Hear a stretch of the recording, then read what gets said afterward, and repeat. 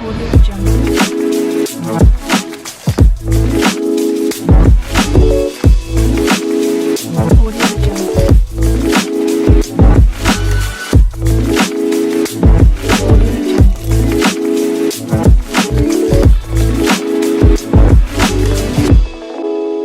Audio Jungle. Audio Jungle.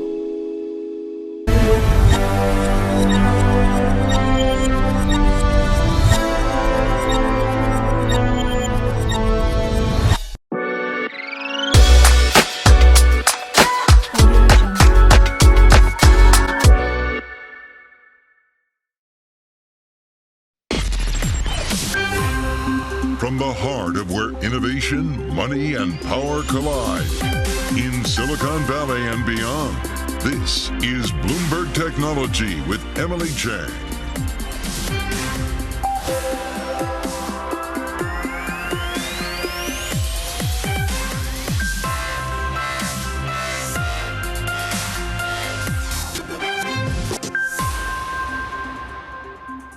I'm Emily Chang in San Francisco, and this is Bloomberg Technology. Coming up in the next hour, Elon Musk teases his plans for Twitter. The billionaire wants to take the social platform beyond a town square and create what he's calling X, the everything app.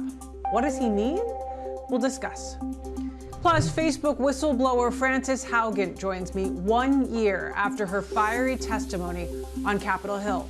We'll talk about what's changed, what hasn't, and what stayed the same. And is the blockchain the answer to get everyday people to invest in private markets? One fund's plans to tokenize its investments could open the door to the masses. We're going to get to all of that in a moment, but first I want to get a look at the markets and bring in Bloomberg's Ed Ludlow, who's been watching it all, but especially Tesla and Twitter. Ed, take it away. Yeah, I mean, Tesla was certainly one of the big laggards during Wednesday's session. It was a bizarre markets day. The board behind me doesn't really do it justice. You see the NASDAQ 100 basically flat. We had been seriously down in the market, snapping that kind of two-day rally we started the week with. Then there was a late comeback, and then right at the death roar, we gave up, and we're down to about 0.1%. The outperformer was semiconductors, as we saw still some movement in yields and concern there. Bitcoin kind of around $20,000 per token. The story is, good economic data is bad news for the market, especially when we think about tech. We had ADP data that shows US companies adding 208,000 jobs in the month of September. That's a sign that demand from workers remains healthy. You had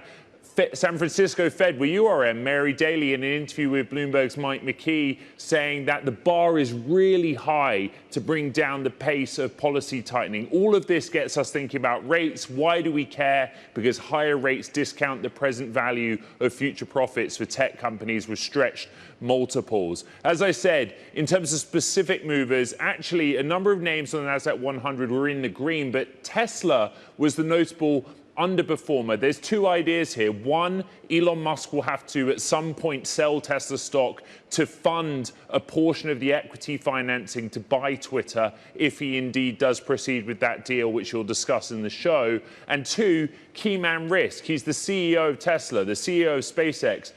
If he becomes the CEO of Twitter, this is a really busy guy. He's going to be distracted, and there's some concern in the market on that front as well. Twitter down a little softer, but a massive jump Tuesday, right? And there are some on the street that are cautious. We don't know what's going to happen, and I think we have a long way to go.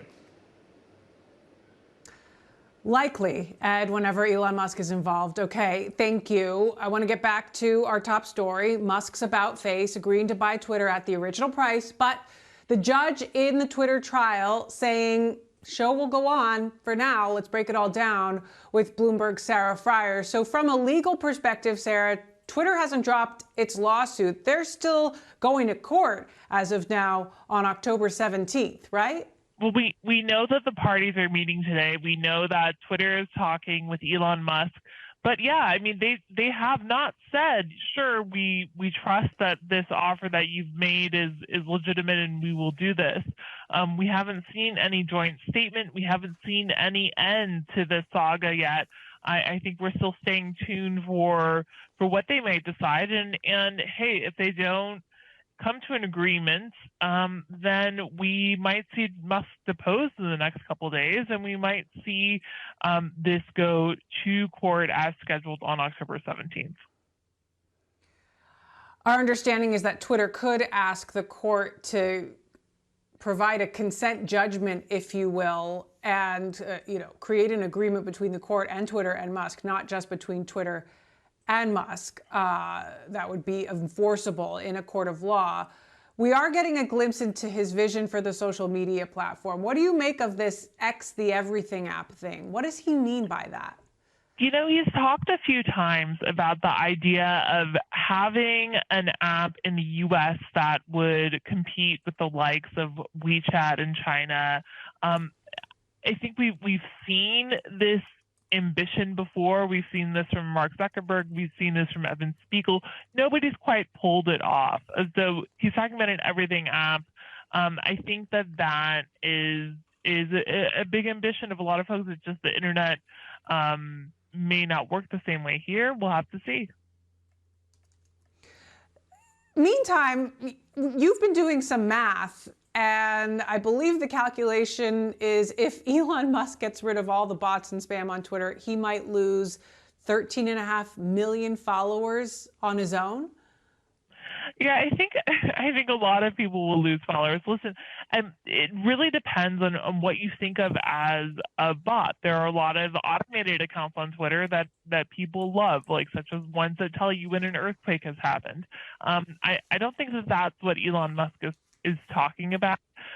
His account in particular tends to be disproportionately affected by folks who want to take his identity to try to do crypto scams, for instance. So I think that that those celebrity accounts do tend to be more overrun by bots. And if he were to get rid of that kind of account on Twitter, it would affect the biggest names like Elon Musk, like Justin Bieber, especially the longest standing accounts on Twitter. All right. Well, interesting that we're starting to see his vision take more shape. Of course, if this deal does indeed go through. Bloomberg's Sarah Freya, thank you as always. Coming up, exactly 1 year ago today, Facebook whistleblower Frances Haugen was testifying before Congress. How much progress has been made? How much has not happened?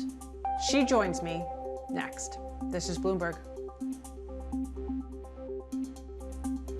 They can't protect us from the harms that they know exist in their own system, because it is causing teenagers to be exposed to more anorexia content. It is pulling families apart. And in places like Ethiopia, it's literally fanning ethnic violence.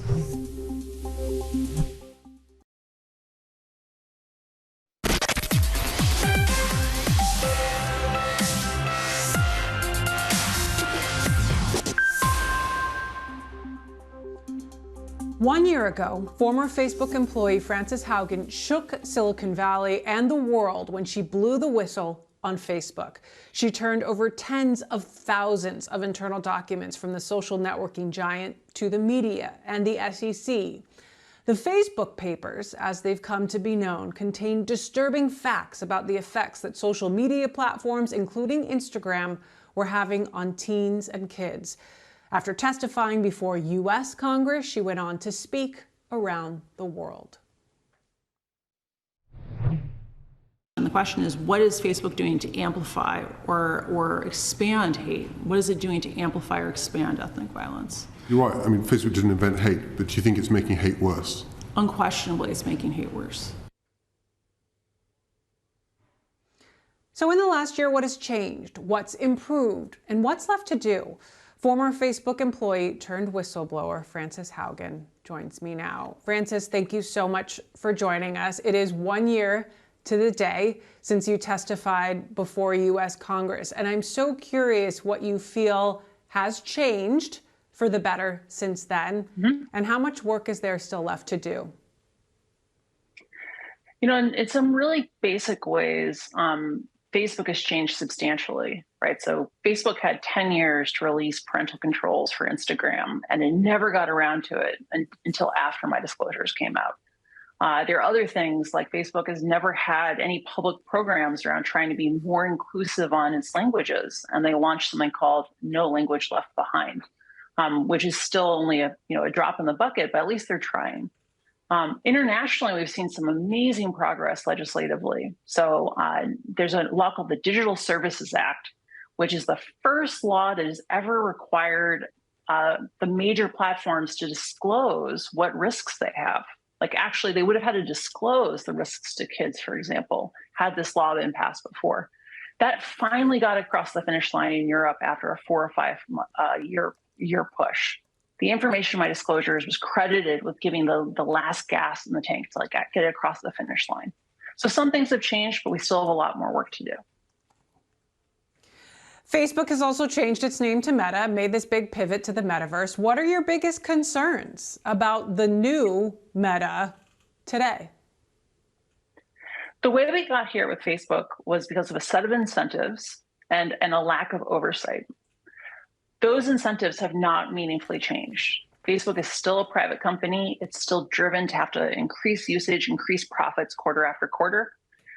Facebook said at its initial launch of the metaverse, we're going to do safety by design up front.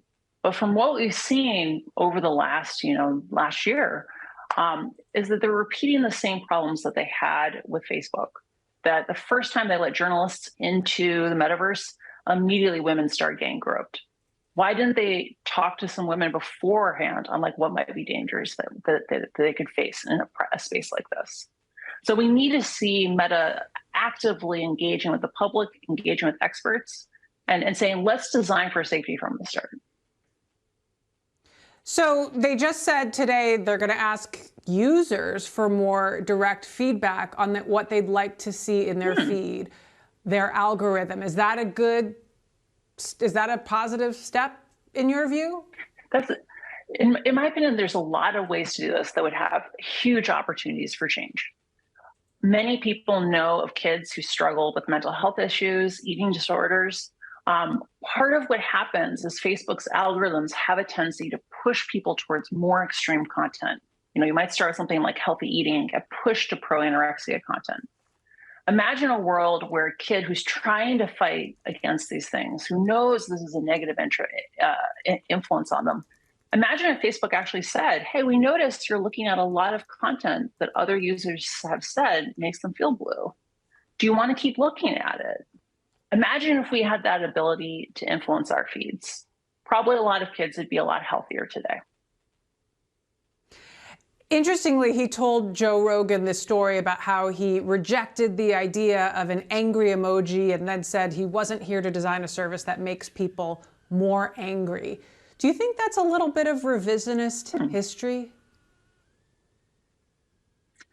It's interesting. So when you look at the documents around emojis, the reason why they added them was they wanted people to, people felt bad putting like a thumbs up on something that made them really angry. They don't want to be shown as endorsing that idea.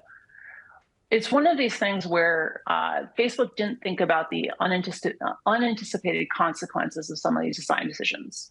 When you make an avenue where you do actively solicit more anger, you're going to get more angry content.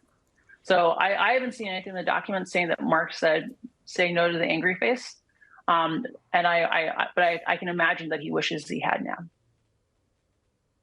now. Now, you testified that only Mark Zuckerberg was holding Mark Zuckerberg accountable. And I'm curious what you think of Sheryl Sandberg's departure after 14 years. Do you think her leaving will change the internal culture? And if so, how? So so the fact that Mark remains, I think, is the much more significant issue than Sheryl leaving. Mark has surrounded himself with people who tell him the same kinds of stories over and over again. Facebook is just a mirror. It doesn't have responsibility. All these things that we're complaining about have always been present. We're just showing them to people. We don't play any role in this. We have no power. And Sheryl was a voice inside the company who said, hey, we have to get in front of issues. We can't just be reactive. Like, we can't wait for another story to leak. We can't wait for, another UN report saying we caused an ethnic violence incident, like what happened with Myanmar. I worry that because we don't have Cheryl's voice inside the company, that the number of senior leaders who raise these issues has gone down in a meaningful way. Elections are coming up. What are you watching? What's your take on how Meta is handling this new election so far? I'm deeply concerned about the upcoming election. Other news sources, I believe the New York Times, have reported on how Facebook shrunk their election team from around 300 people to 60 people earlier this year. That's a huge deal. When I was at Facebook, I worked in threat intelligence for the last 8 months I was in the company. And I watched them catch over and over again things like Russian influence operations. There are a number of foreign nations, Russia, China, Iran, even smaller countries, that know that as an open society, as these unregulated, underinvested in platforms show, like, there's ways that they can go in there and manipulate our elections. And before Facebook was really trying, they were giving perhaps not the best they could do, but they were really, really trying to blunt those edges. And I can't imagine that they can do an effective job with 80% fewer people protecting our elections. I know you've been talking to lawmakers. We've got the American Innovation and Choice Online Act from Senators Klobuchar and Grassley. You've got Lena Khan being more aggressive at the FTC. You have the Supreme Court looking at Section 230. What is one way the law could change to have the most dramatic, potentially positive impact on big tech, in your view? I'm a strong advocate for the Platform Accountability and Transparency Act, because right now we can't see behind the curtain of social media. We were able to push for safety features in cars, or founding the Department of Transportation, reducing the fatality rate from automobile accidents by effectively 3.5 times. Because we could actually control cars. We could crash test them. We could take them apart. We could understand how they were built and what shortcuts have been made. Right now, we can't do any of those things with social media. We can't crash test it. We can't confirm how it could be safer. So we don't know what to demand. So I hope they pass PATA in addition to Amy Klobuchar's bill. All right, we're going to continue this conversation after a quick break. Former Facebook employee turned whistleblower Frances Haugen, stay with us. I want to hear so much more, and especially want to hear your thoughts on Elon Musk potentially taking over Twitter. We'll be right back in a moment. This is Bloomberg.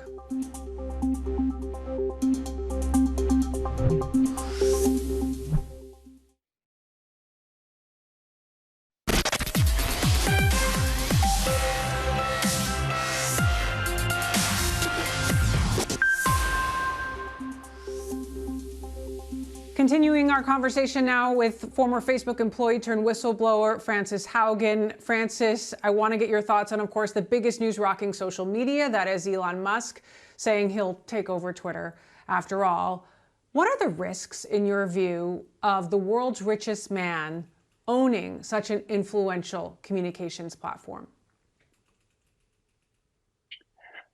The fact that Elon Musk can make a decision to buy one of our public spaces and be able to unilaterally make that decision really shows us how vulnerable we are right now in listing critical pieces of civic infrastructure to private corporations. They're not, even though they functionally work as large parts of our information ecosystem, we have no ability to influence them. They can be bought and sold by anyone who has the money. So I think they're a great illustration of how we've really put a lot of trust and a lot of responsibility into the hands of a private company. He could own Twitter in a matter of days. Right before a midterm election, he has said he wants to reinstate former President Trump. What are your biggest concerns about that and his approach to quote unquote free speech in general? So I think there's some big opportunities with regard to how Elon Musk is approaching safety. So the fact that he came out like straight off the bat and said, we need to be worried about bots means he's talking to someone, he's at least talking to some people who know what they're talking about. Because the number one threat to our elections are bots. You know, there are large influence operations that act as amplifiers for whoever owns those networks. And often in the case, that's foreign organizations like Russia, China, Iran. The fact that he's stepping in before the election is a big opportunity. At the same time, I hope he takes time to listen to the security and trust and safety professionals inside of Twitter, because every single social network is different, and they all have their own quirks and their own struggles. And so I hope he takes the time to really understand what those teams have done over time, so that we don't disrupt things before the election. Now, according to the SEC, and the Information also did a big piece on this, and there's been a huge spike in the number of whistleblowers that have come forward since you came forward. One of them is Peter Zatko, a former Twitter employee, who talked about the egregious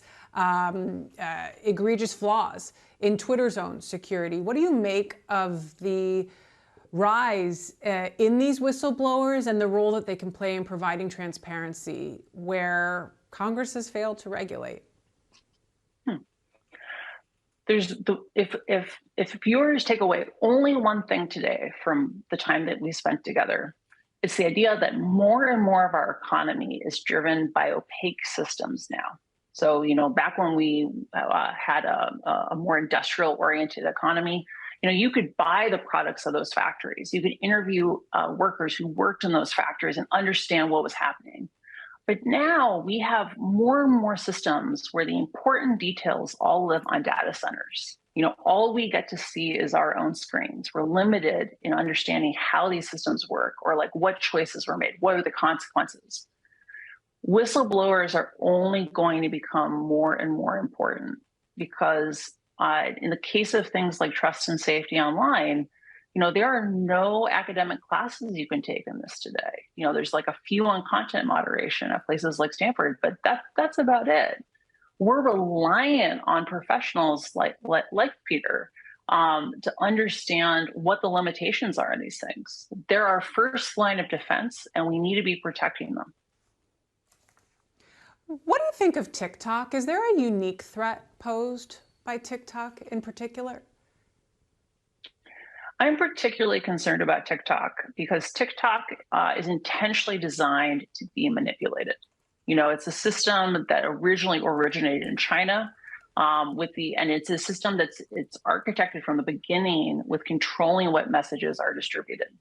There are famous there are control rooms you can go into where you can see the most popular content on TikTok. And there have been scandals where things like if you were visibly gay or visibly disabled, your videos got taken down.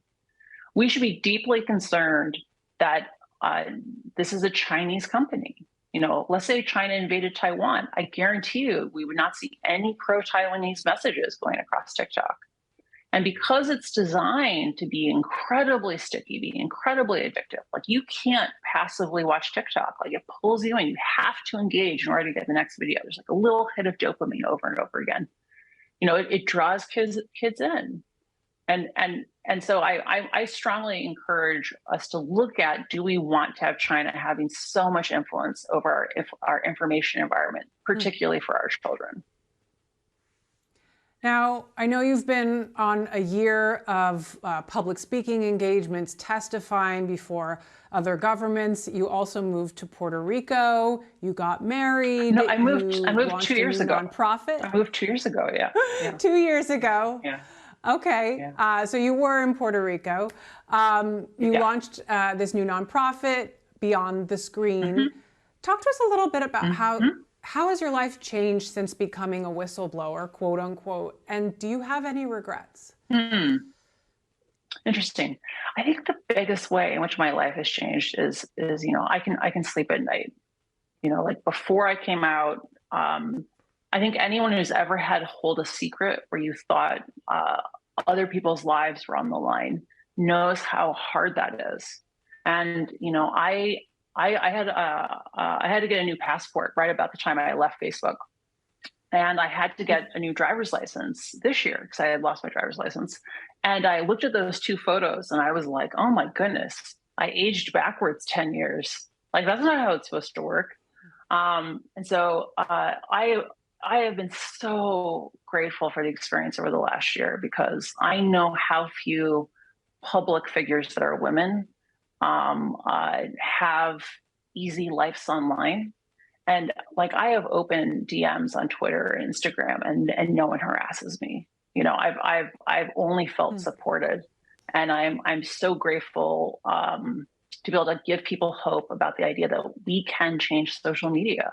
You know, we're going to figure out how to do this, and we can do it together. All right. Well, thank you so much for obviously sharing your story with us. Everybody check out Beyond the Screen, Frances Haugen's new nonprofit. Frances, thank you for taking the time. We appreciate it. My pleasure. Coming up. Have a great day. More on who else but Elon Musk, who wants to make Twitter an everything app. What does that really mean? How does it compare to other super apps? We'll discuss. This is Bloomberg.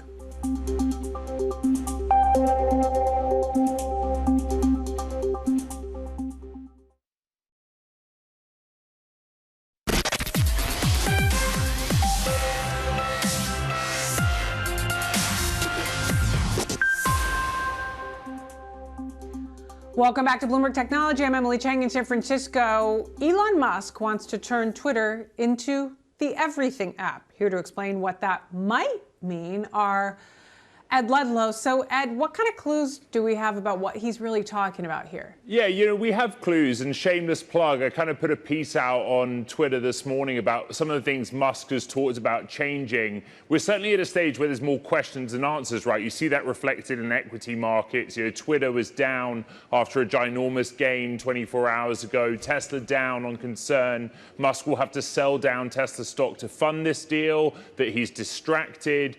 But there's this idea of X, the everything app. And, you know, what Musk has talked about in the past on stage, in tweets, is growing Twitter from a user base of around 240 million currently to 1 billion. And I think a lot of the street are looking for signs of what that means. If we bring up this chart and look at sort of Twitter's revenue growth relative to Tesla, Twitter's growth has been underwhelming, right? And there is hope that Musk can inject some new ideas. For Twitter itself, that's about opening up the algorithm, open sourcing it, about dealing with the bots issues, having a time-limited edit button. But he's also talked about this idea that Twitter can be a one-stop shop for other things, more video functionality, making it more akin perhaps to a WeChat in Asia. You know, there's many more users in China alone using WeChat and various functionality on it than are using Twitter globally. So I think there's a lot of optimism that he can do that. But I go back to the discussion we discovered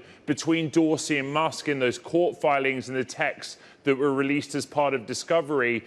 They want to enact changes, and they felt that the only way to do that was to take the company private. There's optimism on the street that will happen. And there's also optimism from the sell side that Musk will unlock the new functionality that will help Twitter's user base grow, but also help its top line growth as well. The kind of wild card, Musk isn't interested in an ad-based model. He wants to kind of move away from that and monetize in other ways. So it's going to be really interesting. But again, let's take a reality check, Em. I think we're a long way away from knowing what's going on. Am I going to Delaware? Are you going to Delaware? Nobody knows.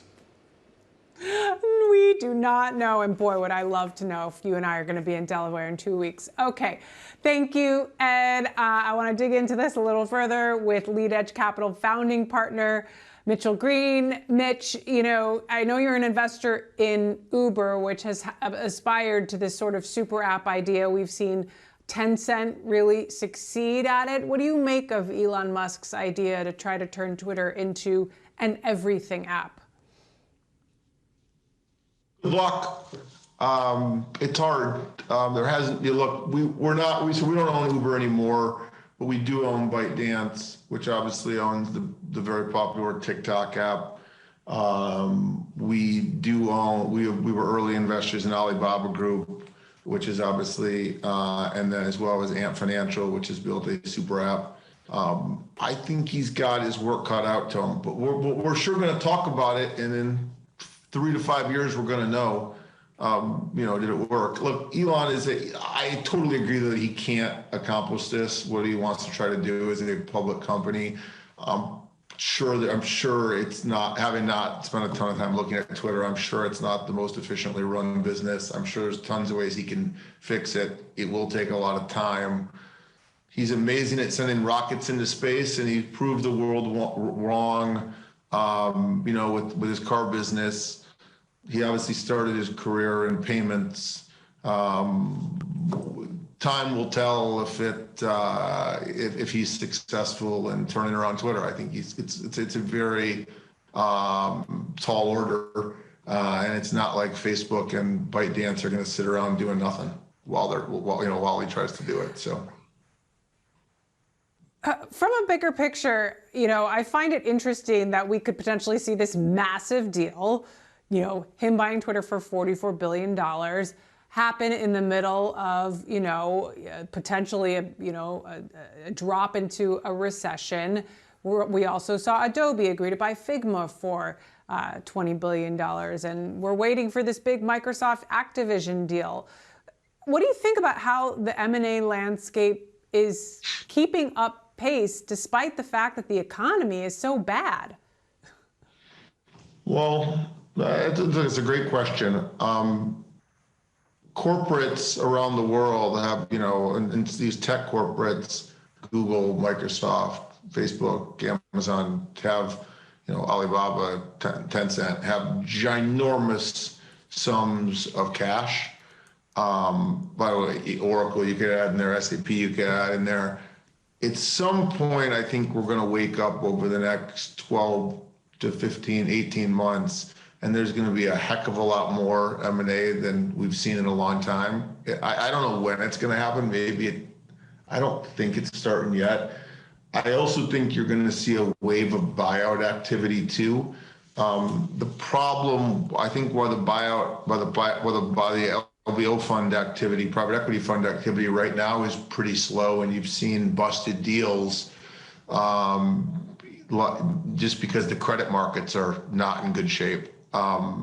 Just related, there's a huge backlog. There's a huge, we're not credit investors, but there is a huge log jam right now with the Citrix deal. And these banks are going to take ginormous losses on them.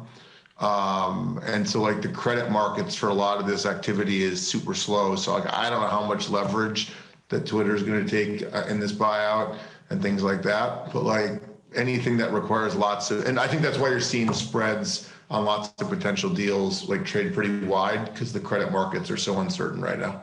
Now that doesn't impact strategics. So let's talk about. Okay, let's talk then a little bit about venture and the private markets. Venture firms seem to have a lot of dry powder that is piling up, and not a lot of places to put it. Some folks have told us they're waiting for valuations to go down before they deploy anything. Of course, there are a lot of companies struggling, and suddenly their balance sheets don't look so attractive to investors. What are you seeing? How are you evolving your strategy as macroeconomic concerns remain?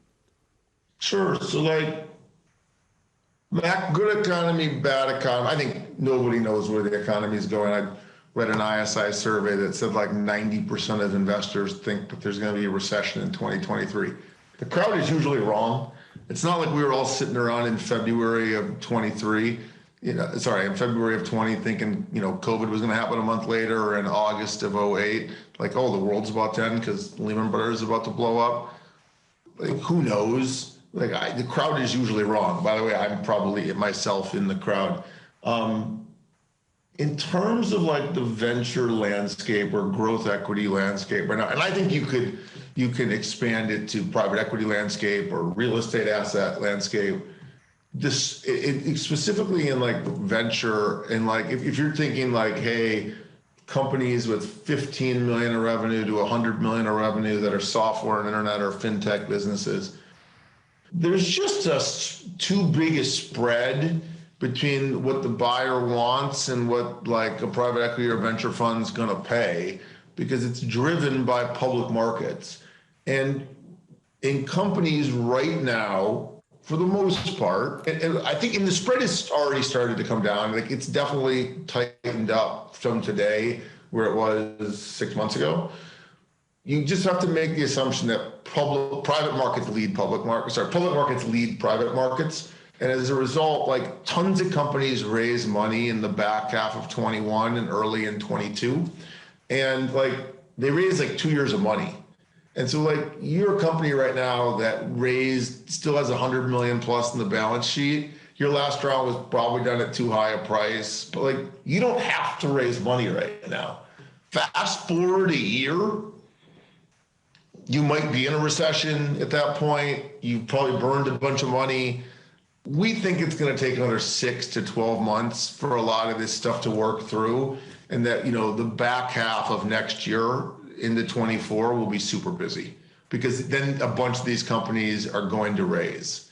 And those companies that hit or beat their numbers might raise up rounds, but those companies that miss their numbers will probably be raising down rounds. Again, who knows? Maybe not. Maybe public markets go back up, but if comps stay where they are today, which is kind of near historical averages.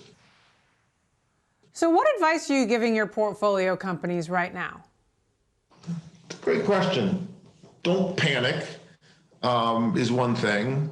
Run your business like, you know, keep your best employees happy. You know, layoffs are not always bad. Like, you know, some of the greatest companies on earth over time have like laid off 5 to 10% of their people every year. Like GE was like well known for doing it 30 years ago, is trimming. Like all these companies are run with too much fat. Like every company every software company that's been funded with venture funding. So what are we telling them? That's a great question. I think we're telling them, look, make sure you've got capital for the next like 18 months. Make sure your unit economics work. So like, you know, you don't need 3 or 4 year customer paybacks. You pay it back in, you know, 18 months or under.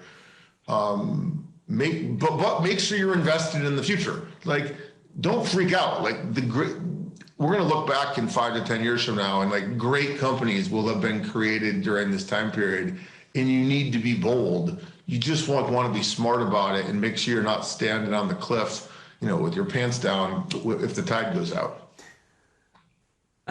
Okay, don't panic, don't freak out, and don't stand on a cliff with your pants down. Those are all tangible pieces of advice, Mitch. One more question. I'm curious what your thoughts are on the IPO window. It seems to be firmly shut. Does it reopen in the next few weeks or before the end of the year, or not? Probably by the end of the year, probably not. I actually think, and not enough people are talking about this, I think next year, if you could get some stability in the markets, I think the IPOs could be like the future down rounds for lots of companies at scale. Like if you're like 100, 200 million, 300 million in revenue, and you raise some money at some crazy price, you could do like some structured equity deal. But if you're at the size and you're growing 30, 40, 50% a year, a structured equity deal can actually be really bad for your early investors, your early employees. It like creates really perverse incentives versus like do what Square did and just go public. And you know, a few years ago, there were a handful of companies that went public before their last round. Everybody converts into common stock, and like I don't think entrepreneurs should like feel bad about doing it. And like I think you're going to see over the next couple of years, probably starting next spring or summer, a bunch of companies that go public in flat or down rounds to their last, you know, privately funded round. And like, look, we're all big boys. Like some of us, probably ourselves included in some cases, like overpaid for an asset. But like go public. It's a great way to raise capital. All right, Mitch Green, thanks for giving it to us straight. As always, appreciate your thoughts on all of this. Thank you. Okay, coming up, How the blockchain could help everyday people invest in some of the world's most popular private companies in the world. This is Bloomberg.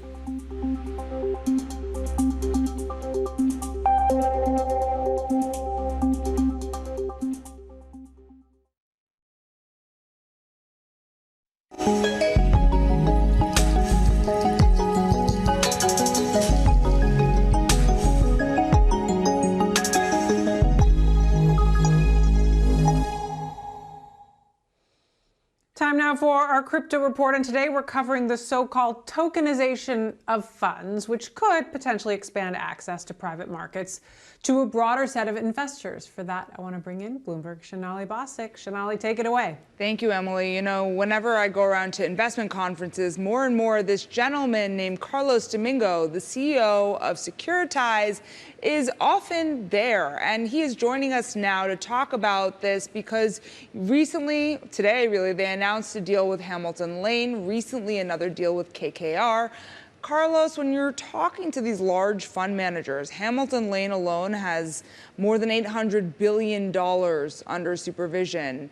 How quickly are they starting to look at blockchain as a way to expand their investor base and bring more people into their funds? Hi, Sonali. Thanks for having me. I think it's been a journey for these asset managers. We started talking to them, back in 2018, to some of them like KKR. And, they've been basically building out the internal capabilities and the knowledge. And at the same time, the industry has evolved as well in terms of, making blockchain easier to use in terms of wallets, performance of the underlying blockchains, et cetera. And also more importantly, the regulatory clarity of what does it mean to actually tokenize a fund on the blockchain and who can manage those securities and who has licenses to do that, et cetera. So it's been kind of a journey, but I think at this point in time, and I think that the fact that KKR and Hamilton Lane, which are two massive private equity firms, have decided to do that, I think it signals an inflection point in the industry where we're going to start seeing massive adoption going forward. So let's take KKR as an example, because an everyday person can't really say, hey, let me put $10,000 into a KKR fund. But now they're making a private equity fund available through tokenization. What does that mean? How is it different from a traditional private equity fund? Is there a key separation between that and the normal fund that you would invest in as a large institution? Well, so asset managers, as you said, I think they've recognized that, they've been extremely successful building AUM, primarily going after institutional investors and ultra high net worth individuals, and that they are, there is a new breed of investors that are individual investors. They are much younger, they're digital, etc., that they don't have access to those products at all because of the structure of the products is designed for institutions, etc. So they all recognize that they have to figure out how to reach out to them. And I think they see, blockchain and tokenization as the most, if you want, modern and advanced way of providing this, fractional ownership in a very efficient way, being able to track the beneficial ownership of the securities, provide, compliance, asset servicing, etc. So that conversation usually is very easy. And I think what boils down later is about how do we do it, etc. The fund itself is very similar. It's slightly different in the sense that this is a feeder that has a slightly different structure, which we're trying to make it actually more individual investor friendly. So, but overall, you should expect that the performance of the tokenized version, very closely tracks the performance of the original private equity fund that was only available for institutions. Now, how much of this was even possible even 5 or 6 or 7 years ago? How much was this made possible because SEC rules have made it more possible for accredited investors to invest in a wider array of funds? Well, the SEC rules to allow for more accessibility to accredited investors haven't really changed significantly. They did some improvements 2 years ago in terms of who qualifies as an accredited investor. I think what also has happened is that more and more people are accredited investors, right? Because the wealth is growing in the United States, and today there's around 13.6 million people that qualify as accredited investors. That's more than 10% of the households that collectively manage $75 trillion. I think the issue was that the products that those asset management companies had, they were not accessible to these investors because they're not being served by the current, whether wealth management or registered investor advisors. So I think that's what. It begs the question, when you're looking at the opportunity to invest in a broader array of alternatives, do you think that crypto, blockchain technology in particular, can be used for more of these types of purposes more than they will be used in the longer term future for actual tokens? Actually, if you look at the size of the space that we're looking at, we're talking about trillions and trillions of dollars of real world assets and funds and credit and real estate, etc., that can be tokenized and put into the blockchain. So that dwarfs anything else that you've seen in more like native digital assets, if you want, like Bitcoin or Ethereum. So I think that the potential of this becoming the biggest thing in crypto is definitely there. Carlos Domingo, that's the CEO of Securitize. Looking forward to your next deal. I hope you come back to talk to us about it. Emily? Definitely. Thanks for having me.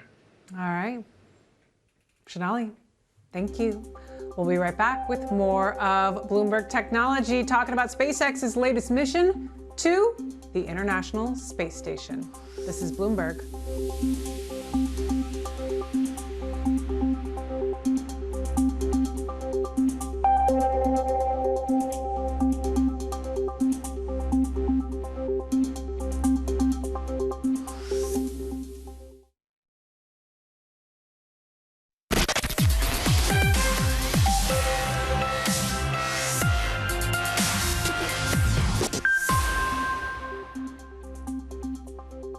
Welcome back to Bloomberg Technology. SpaceX launching a manned crew of 4 on a NASA mission to the International Space Station, including a Russian cosmonaut and the first Native American woman to travel to space. Our Ed Ludlow back with all the details. Ed, what exactly happened today? Yeah, so we're deep into a 29-hour journey to the International Space Station. As you said, Nicole Mann, one of the crew members, in fact, the crew commander, becomes the first Native American woman to go to space. So it's a landmark in that respect. She is a member of one of the Round Valley Indian tribes here in California. But there was also a Russian cosmonaut on board. It's the first time SpaceX is carrying a Russian citizen, a Russian cosmonaut from US soil to the ISS. And as you know, Em, we talked about this week some of the controversial tweets Elon Musk, who's the CEO of SpaceX, made about the war in Ukraine and about his belief about a negotiated settlement with Russia. But it's going to take them 29 hours to get there. Talk to me in the next show and we'll see if they made it safely. But this is a kind of routine operation for SpaceX, right? It's their 5th crew mission, their 8th or 9th human flight mission. And, it takes the crew to 250 miles above the Earth. So how does this fit into then the broader mission and the other things that SpaceX is working on? Yeah, I think, what SpaceX is really doing in conjunction with NASA is ramping up to go beyond the International Space Station, right? They're involved in the project more broadly to go to the moon, but that relies on a different company's rocket, Artemis, and as we know, that is behind schedule. We don't expect SLS and Artemis to launch until about mid-November. The next kind of big mission for SpaceX in kind of advancing human space flight is Polaris Dawn, and through the Polaris program, that they basically are going to push the boundaries of what they're capable of doing in terms of how long and how often humans can go into space. But a part of that is contingent on the development of Starship. And what we're really waiting on from SpaceX is news of when we'll get that orbital test flight of Starship, because we don't know when that will be. And we've talked so much about Tesla and the impact on Tesla with Elon Musk taking over Twitter, and less so about SpaceX since it's a private company. But what do we know about how folks at SpaceX feel about Elon Musk taking on another big company? Yeah, generally speaking, Elon Musk has also been divisive within the ranks at SpaceX, right? There are many employees that do not believe in some of the things he's said and disagree with some of his actions. There is also an element of key man risk. Elon Musk is a hands-on manager and executive at SpaceX in much the same way that he is at Tesla. You know, he often attends some of the key launches. He's often present in Hawthorne, where SpaceX is a kind of headquarters and R&D center is. So there is a question, you know, if he takes on Twitter, what does that mean with respect to how he splits his time between those three companies? But as we know, he is a man that spends a lot of time on a private jet, a lot of time on his phone, and doesn't sleep as much as the average human. All right. Indeed, Ed Ludlow, thank you as always. We'll be watching for the results of this latest mission. And that does it for this edition of Bloomberg Technology. Coming up Thursday, we've got Google Senior Vice President of Devices and Services, Rick Osterloh, at the company's Made by Google hardware launch event. I'm Emily Chang in San Francisco. This is Bloomberg.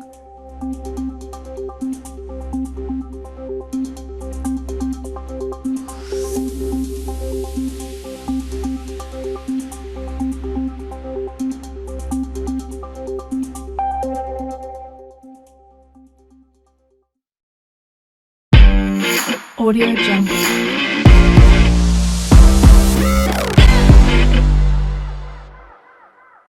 Any health-related information on the following show provides general information only. Content presented on any show by any host or guest should not be substituted for a doctor's advice. Always consult your physician before beginning any new diet, exercise, or treatment program.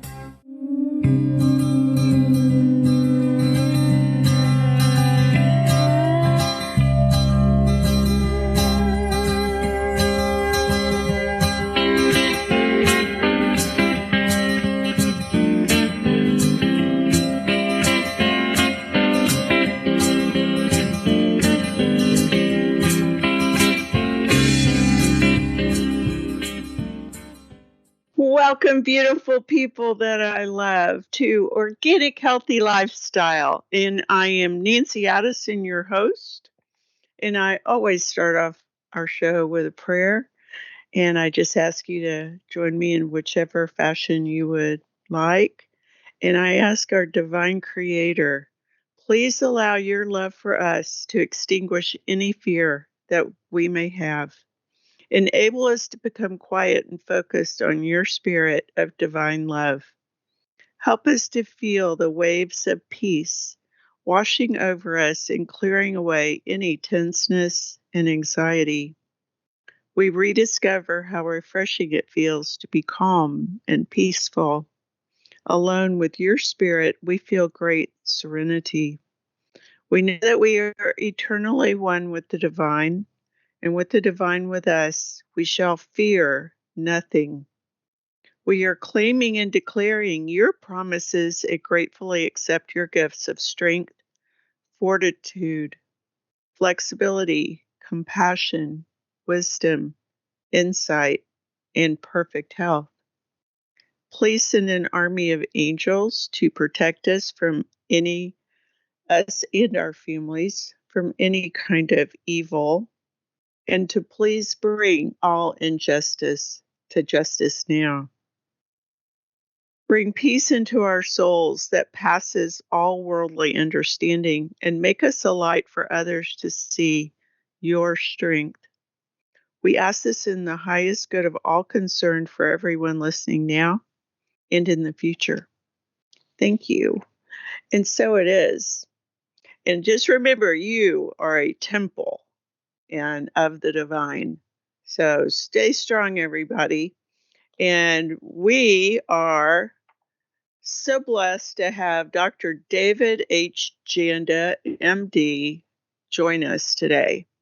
And he has pages and pages of all kinds of amazing accomplishments. He is a hero of the highest level and courageous in many ways, but he currently hosts the Operation Freedom radio show, which broadcasts every Sunday. But he's also an orthopedic surgeon. He's based up in Michigan, and he is the director of the Institute for Preventative Sports and Medicine, which is the only healthcare cost containment organization of its kind in North America. He was the lead investigator for a series that was published in the Journal of American Medical Association, and the study completed by Dr. Janda and the research team realized a 98% reduction in injuries, along with a 99% reduction in healthcare costs. Based on an independent analysis by the Center for Disease Control and Prevention, the study translated into a prevention of 1.7 million injuries a year in the United States, with a savings of over $2 billion in acute healthcare costs per year. He's also the author of The Awakening of a Surgeon and also The Power of Prevention Handbook, which chronicles his efforts in the field of preventative medicine. And I could go on and on and on. He's worked in the government. He's been on television. He is world renowned. And we are just so excited to have you on the show today, Dr. Janda. Welcome. Well, thank you so very much, Nancy, for having me as a guest on your fantastic radio show and platform. And I appreciate all that you do to educate and empower every person who's willing to listen. And I thank you very much for including me today. Oh, it's my pleasure. Things change so dramatically and quickly these days. And sometimes, just things start happening so quickly. And I know you're on top of so many things and so well connected. I would love for you to briefly tell everybody what maybe you think is the most pertinent thing that you're recognizing that we might need to be aware of today. Well, I from a healthcare standpoint, if we start there, okay, I believe that people need to do their own intensive research on whatever the issue might be in healthcare or a healthcare related issue. In addition, that goes beyond healthcare, and I believe it's related to everything we see being reported in the media or on the news or of what people might be speaking about. And the reason why I say that is because I believe the level of misinformation, disinformation, and lack of information based on truth and facts and data and science has never been to this degree. And in the process, it puts every person, not just in our country, but around the world, in harm's way. And a good example of that, Nancy, is what's occurred over the past 3 years as it relates to the COVID pathogen and what transpired after the pathogen hit our shores. And unfortunately, when misinformation, disinformation, and a withholding of information occurs, people get injured, people get debilitated, and people die. And that, unfortunately, is not, we can't chalk it up to incompetence of the people that we call, or some of us call, leaders, right? This has been willful across the board. Whether we look at the COVID situation, whether we look at what's happening to our education system, whether we look at what's happening to our financial system, whether we look at what's happening geopolitically around the world. And Nancy, I first started the Operation Freedom radio show in October of 2010. And that radio show is a little different than many other shows in a sense that 3 hours on a Sunday, What I do is I bring people in from behind the curtain, if you will, to speak about what's really happening, information that people will not get through what I call the bought-off lamestream fake media. And the people that I bring forward are either people that are in government, people that were in government, people that were or are in industry, but their message is being suppressed. Now, you had mentioned in my introduction that I did and still do a lot of work in prevention-related issues. And what happened with my work in prevention, and it was completely inadvertent, it ended up getting the attention of the then president of the United States, Ronald Reagan, who then asked me to come to Washington and work in healthcare policy. And when I got to Washington, D.C. in the spring of 1988, it was toward the end of his administration, I ended up working with then Surgeon General C. Everett Koop and a number of other people within the Reagan administration. And it was very eye-opening. In some respects, it was very, very positive, all positive, I would say, with President Reagan and the people around him. What happened after President Reagan is something completely different. But over the next 30-some years, I ended up meeting a tremendous number of people from a large number of agencies within our own government.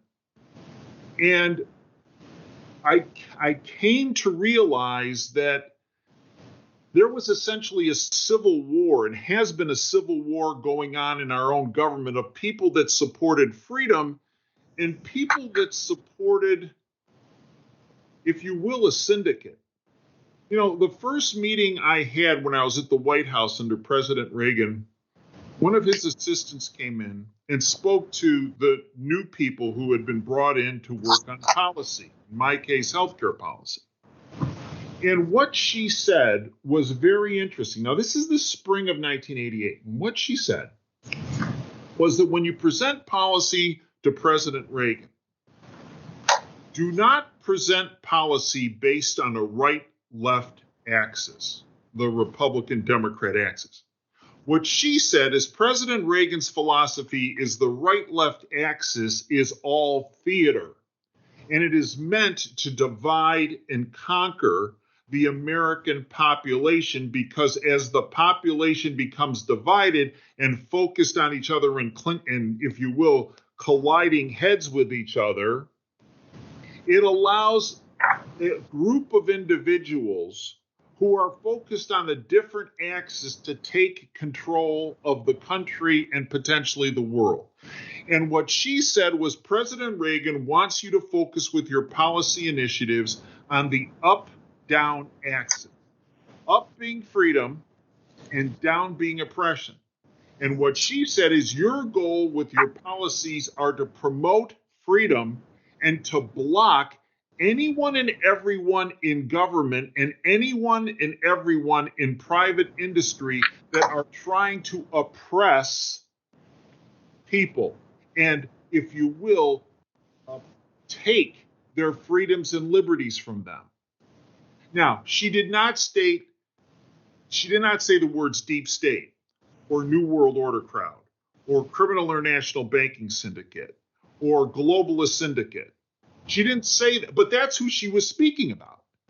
And that was 1988. And as the years rolled on, I realized what we were being told by President Reagan's assistant and President Reagan himself was not conspiracy theory, was not conjecture, but was in truth fact. And it's this element within government and within the private sector that focuses on oppression that we now call the deep state or the globalist syndicate or the New World Order crowd or the criminal international banking syndicate or the thugocracy, whatever you want to call it, that they are absolutely focused on stripping freedom and liberty from every American and every person of the world. Many people, when I spoke about that, when I first thing I talked about on the radio when I got the radio show in October 2010, many people called the station and talked to our general manager and said, this Janda guy, okay, well, but that's conspiracy theory, what he's talking about. Well, it turns out that over the years, all those folks that admitted to calling the radio station and saying that that was conspiracy theory, all those folks have come back and said, you know what? I thought that was conspiracy theory, but in fact, over the years, everything Janda and his guests have spoken about what's really happening, has actually come to fruition. And in fact, what really put people over the top on this is what happened starting in 2019 with COVID, right? Because again, as we have told people for years, what some people call the mainstream media is a tentacle of the deep state. And their goal is to misinform, disinform, and keep people uninformed, because in so doing, it makes the public an easier target for the syndicate to strip people of their freedoms, their liberties, their lives, and our republic. It's interesting that you said that. I actually grew up down the street from Dick Cheney. Ugh. And in a neighborhood filled with all these types of players of what I call the narcissistic psychopath Satanists. But I had a good friend I've known since I was in preschool, whose mother was actually an assistant to President Johnson. And then also worked with President Reagan. And I believe he said she was in the cabinet, but not positive on that. But he's been telling me, because of her, that ever since the 80s, that there was a shadow government going on behind the scenes that people weren't aware of, that was undermining our freedom, and that, to be aware of that. And then I was secretary of the Earth Society at the UN, which, is part of this whole scheme with their Agenda 21. Mm-hmm. And I started meeting people in my group who were trying to stop this human trafficking and this pedophilia. And the numbers in the horrific events and situations they were telling about was just mind-blowing. And of course, then they immediately shut down our group, the Earth Society, because there were too many people in there that were becoming way too knowledgeable and going against their agenda. And they put in the Club of Rome in place of us, which, as you might know, is one of the most evil groups in the world. Absolutely. And so I've been on this journey of uncovering the truth or searching for the truth for a very long time. And so and so many people along the way, do they look at you and they go, "Are you kidding me?" They would never do that to you. But then I was married to an environmental trial lawyer for 23 years who was constantly suing the government for corruption. And I started finding out about how the FDA was taking most of its money from the people they're supposed to be policing. How, like somebody in Monsanto would quit their job, go get a job with the FDA, approve things like glyphosate, which they had actually, faked a lot of the science they gave the FDA, but they approve what should never have been approved. Then after they get all their work done, they are approving what they wanted to do. Then they quit that job and go back work for Monsanto and get some unbelievable amount of money, I'm guessing, as a reward. But this is kind of thing that's been going on for I guess since World War II. And so, it's been a real journey opening up my eyes as really I started investigating as a nutritionist, trying to heal myself from different medical things they did to me all my life. But, you once you know something, you can't not know it. And I think so many people are afraid to open their eyes or listen to the truth because it, they don't want to face the fact that maybe like, a medical doctor friend of mine, I don't think he wants to face the fact that he has spent his whole life working on something that is such a corrupt system. And so it's a kind of a balancing act between how much people can handle emotionally. But I have to admit, when I started finding out some of these things and, listening to The Creature of Jekyll Island by Edward A. Griffin or reading the book of The Committee of 300 by Joe Coleman, you know, it really did floor me. And it took me a while to gather myself up and go, okay, I get it. I get it now. I see the players. There's a bunch of mafia bankers out there that are basically pirates.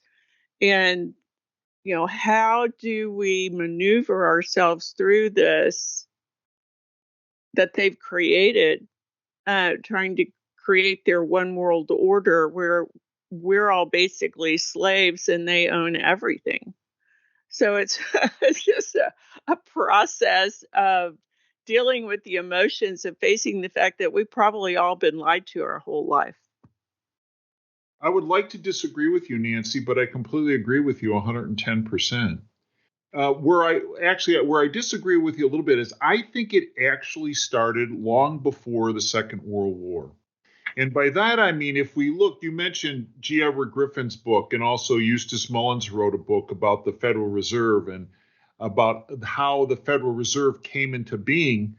That was in 1913, right? And the Federal Reserve, many people believe, is a part of the United States government. It's not a part of the executive branch, the legislative branch, or the judicial branch.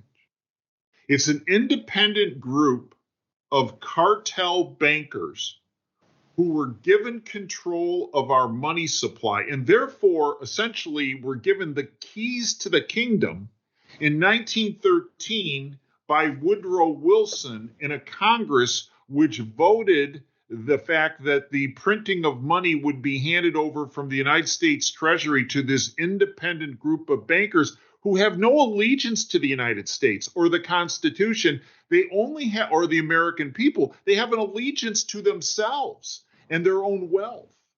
And one of the reasons why we are in this financial mess that we have been in and getting worse over the past 109 years is because of the Federal Reserve System.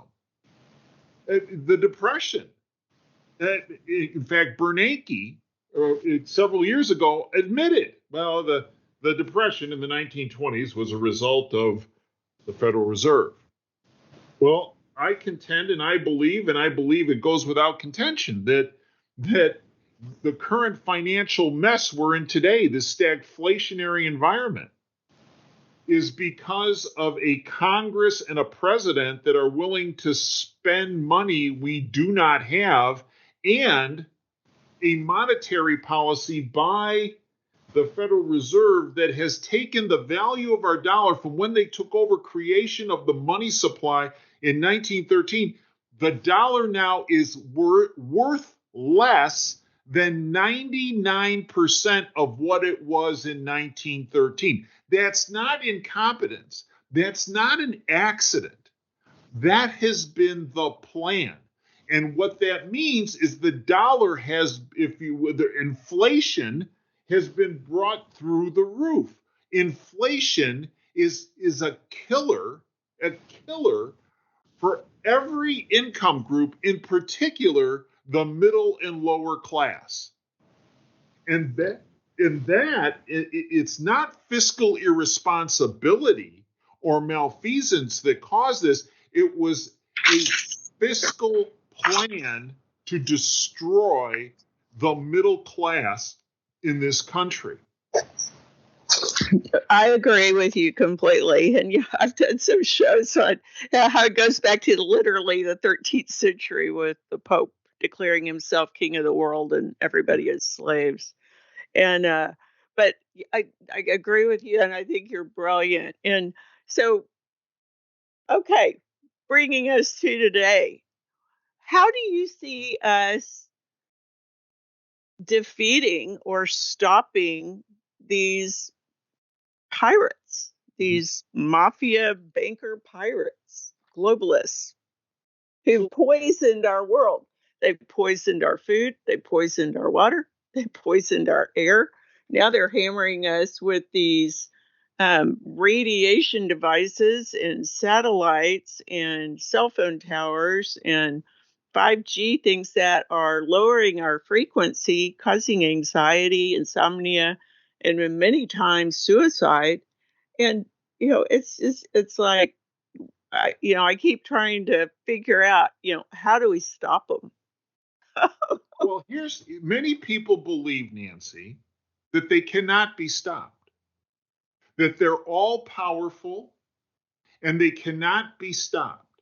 And to that philosophy, I'll be diplomatic, rubbish to that. And the reason why I say that is the following. I believe what we're seeing right now around the world, not just in healthcare, but geopolitically in the education system across the board, I see them acting not out of a position of power, but a position of being desperate and panicked. Let me give you a good example. On September 1st, Joe Biden, who was installed in the office of president in January of 2017, notice I didn't say elected or inaugurated, but installed, gave a speech in front of Independence Hall, the birthplace of the Declaration of Independence, the Constitution. Watching that presentation, the purpose of that presentation was to put people in fear. The syndicate works on fear. The way they get their agenda across and through the sausage factory, if you will, of legislation is instituting fear in the public. When people become fearful, they become paralyzed and they become sheeple, if you will, and just follow along. That's the playbook that has worked for the globalist syndicate for many, many decades. When they start to lose control of the narrative and they feel they're starting to lose control of their positions, they always revert back to fear. And that was the purpose of that presentation. Here he was with the Independence Hall bathed in blood red colors, flags at his sides, two Marines or Marine on each side. Here he is, shaking his fists, screaming hysterically from a podium. And if you look at the old videos of Mussolini, also known as Il Duce, back in the 1930s and 1940s, it's very similar presentation technique. Shaking his fists, yelling and screaming. In Biden's speech, demonizing tens of millions of Americans who are patriots. That was not from a position of power. It was from a position of weakness and desperation.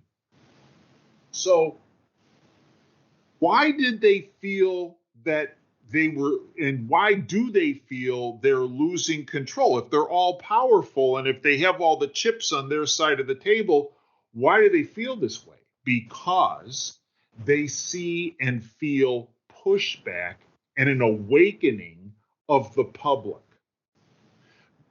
And they thought with their COVID pathogen, followed by their lack of treatment, followed by their jab that they would put all of the freedom-loving public and all of the public around the world in a box in more ways than one. It failed. And it failed because there were some people within the medical world who stood up for facts, data, science, and the truth. And because of the internet, people started to listen. And this awakening, where they thought it was going to be game, set, and match, and their great reset would be immediately implemented with COVID and their subsequent jab, instead, it led to a boomerang effect. People awakened. People started talking, even though they were locked down. That was one of the purposes of lockdown. Keep people locked down. Don't let them talking amongst themselves. Don't get them in a restaurant. Don't get them in a store. Don't get them outside. Right here in Michigan, Gretchen Whitmer, the governor of Michigan, we call her the Colonel Klink, the incompetent commandant of Haugen's heroes. We think of Michigan as the largest POW camp in all of North America. Gretchen Whitmer, one of her first dictates was nobody can go outside. Nobody can cut their grass. No. Nobody can go to stores except like her and her little cronies, right? The purpose of that was to make it so people would not talk.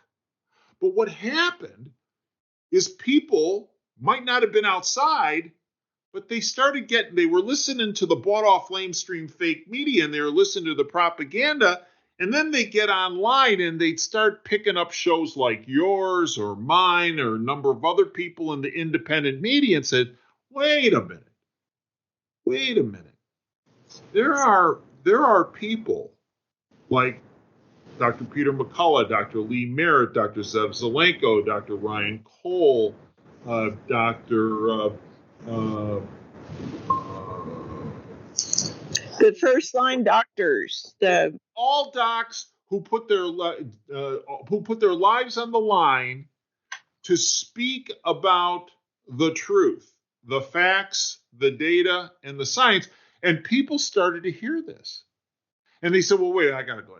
That's not what I'm hearing on the Today Show. That's not what I'm hearing from the presidents, both Trump and Biden. Wait a minute.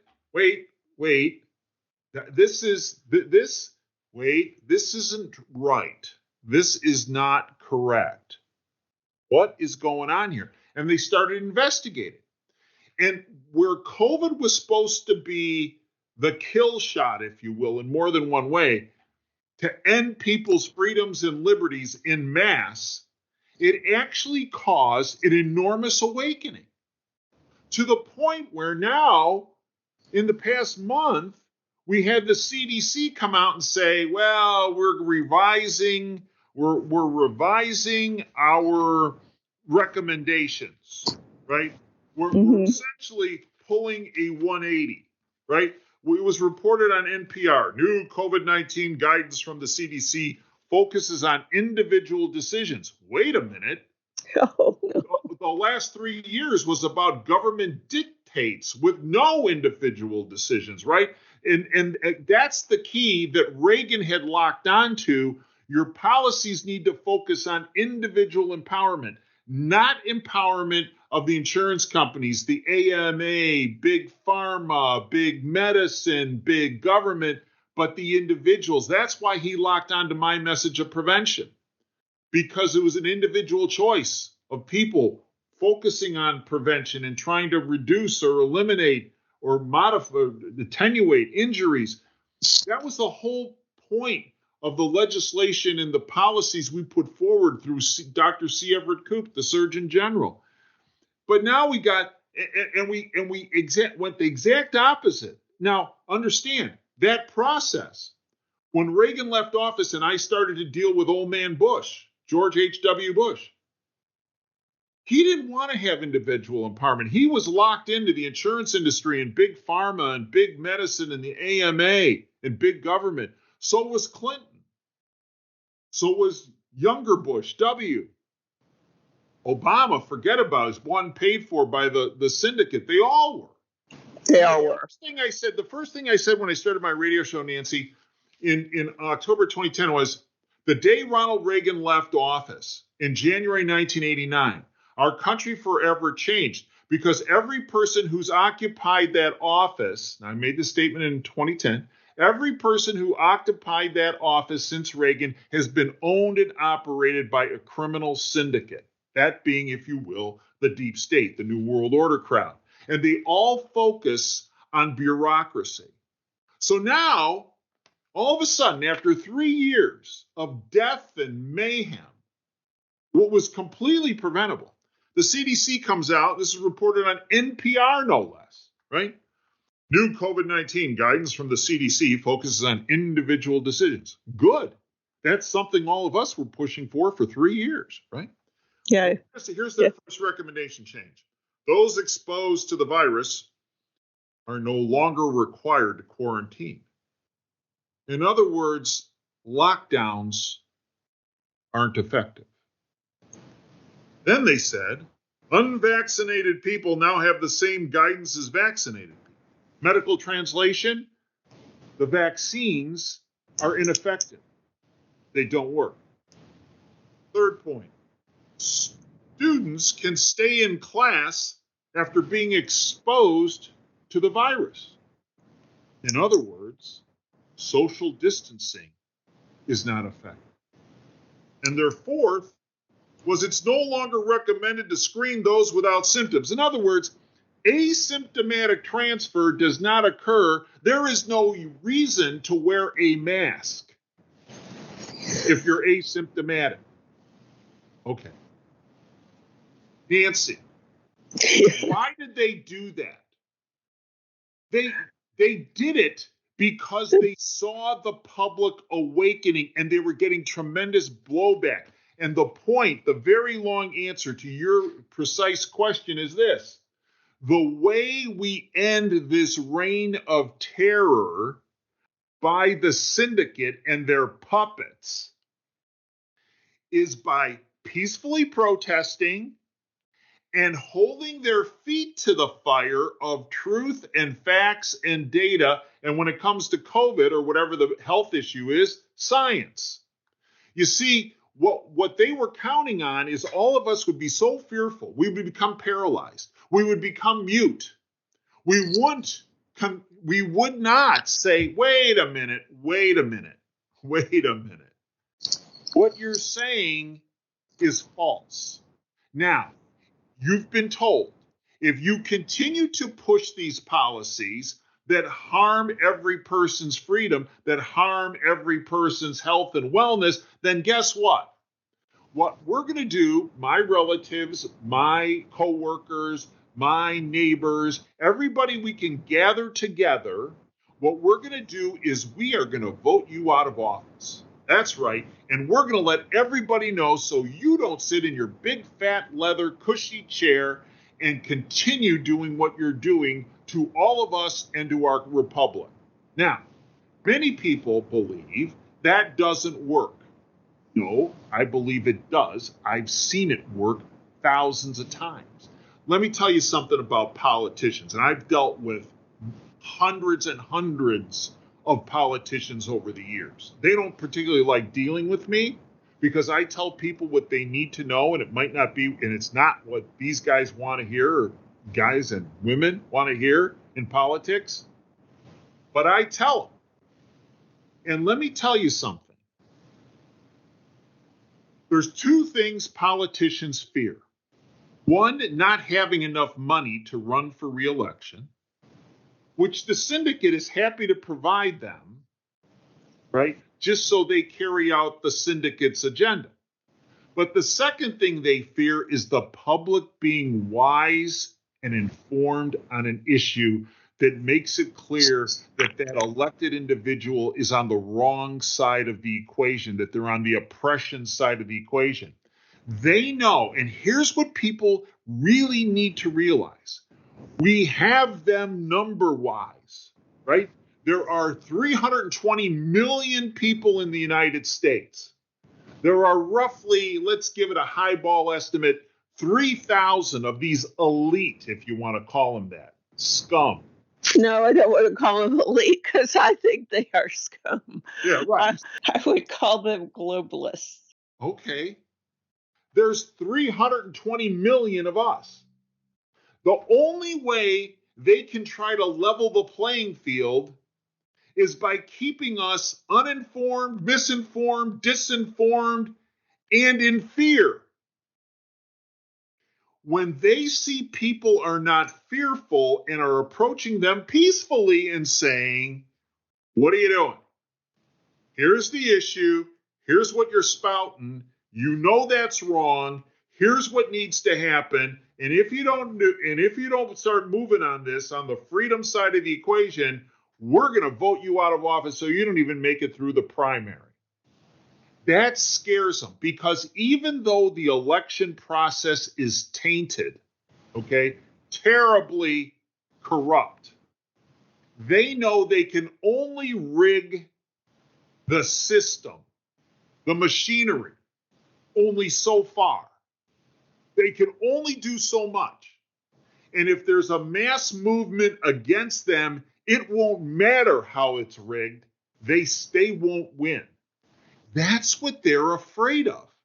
But they want people to believe that people are powerless, that they should just shut up, that they cannot make a difference. No, Nancy. The point of my presentation today is people have the power. People have the awakening now on their side. Nancy, when I started the radio show 12 years ago, I told you that after the first show, and every show initially, a lot of blowback about, conspiracy theory. Now, Nancy, I get none of that. And all these people that said that have come back and said, well, I was wrong. This is, I thought this was conspiracy theory, but in fact, this is on target. And this is why they paraded their puppet, Biden, out there to give what I call, Il Duce, Mussolini. This is so Mussolini-esque. I call Biden Il Demente, right? And I call the speech his Inferno speech based on Dante's Inferno, which is a 14th century poem that talks about a walk through hell. That speech was El Demente's Inferno. It was a walk through hell. And it was not because they have all the power cards in their hand. It's because they realize that people have awakened. They realize they're losing control. They've lost control of the narrative, and they went back to their old, no pun intended, trump card of fear. And it did not work. Yet again. I love what you just said. I love that you call him El Demente. It's hilarious. I agree with you, and I think that is so great. And I think my listeners are very much empowered, and I get great emails and things from people who are non-consenting and standing on their own freedom and owning their rights, and it's just so wonderful. And I hear this from, I have about 58 countries that listen to my show, and I hear it from all over the world. And I think, together we make a beautiful, peaceful army of love that can override any of this hate and evil that we're facing today. And I do believe there is like a kind of a spiritual connection that we are all connected to, and it's powerful. And it is in those low, fearful energies that they have more power over you. But if we stay, like you're saying, in a place of strength and knowing that we are very powerful beings, we can overcome this, and I think it's going to happen worldwide on an individual basis, but in mass. And the key, Nancy, is they want people to sit on their couch, sit in front of the TV, and listen to their bought-off, lamestream fake media present information that's false. The single greatest thing each and every one of our listeners can do is not sit on the couch, to not listen to the bought-off, lamestream fake media, to turn it off, to go to the independent media, because that's where you will garner the truth, the facts, the data, and the science.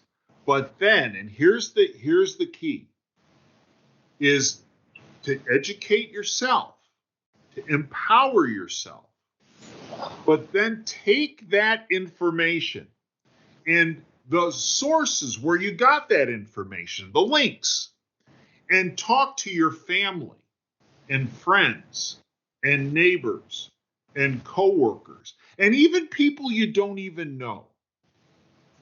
And yes, many people say, well, I'm afraid to do that because, well, I'm going to get blowback. Well, okay, but is somebody going to give you blowback because you're trying to educate them and help them? And say, you're not going to dictate to them. You're going to say, hey, I came across this information and I checked it out and I found it to be accurate. Why don't you check it out too? And then why don't you check to see if it pans out from you and get back to me? You know, one of the things I love to do, Nancy, is whenever I go get gas, right? I'll be at the pump and I'll take some piece of information I have, right? Like, for example, the Strategic Petroleum Reserve that Il Demente Biden is releasing. The Strategic Petroleum Reserve, a good chunk of it was actually sent to Europe and to China, not to stay here in the United States to minimally lower our gas prices. Not that it worked, but when I'm pumping gas, I'll say, hey, you know what I heard the other day? I heard that the current administration sent our Strategic Petroleum Reserve, rather than for us not to be paying $5 a gallon here, or $4.95, $4.50 a gallon here, but, you know, supposedly to bring it down. They sent it to China and they sent it to Europe. Are you aware of that? Most people, I didn't know that. Are you sure about that? Yeah. Hey, and I carry with me a little copied list of sources to go to. I said, you know what? I found this helpful. Some friends helped me out with this, getting this list together. And here's 3 or 4 sites to go check it out. I think I'll tell you, this surely doesn't make any sense to me, and it's really troubling. Nancy, I can tell you, I have never had somebody go, keep that list. Okay? There's somebody that still had a Biden bumper sticker on their car. And they're like, really? I didn't know that. I didn't hear that on the nightly news. No, I didn't either. No. And I don't think we will. Really? You think so? Oh, yeah. Oh. Well, okay. Well, hey, thanks for giving me that. I'll look into this. See, Nancy, here's a bucket. This is what's gotten them so panicked and desperate.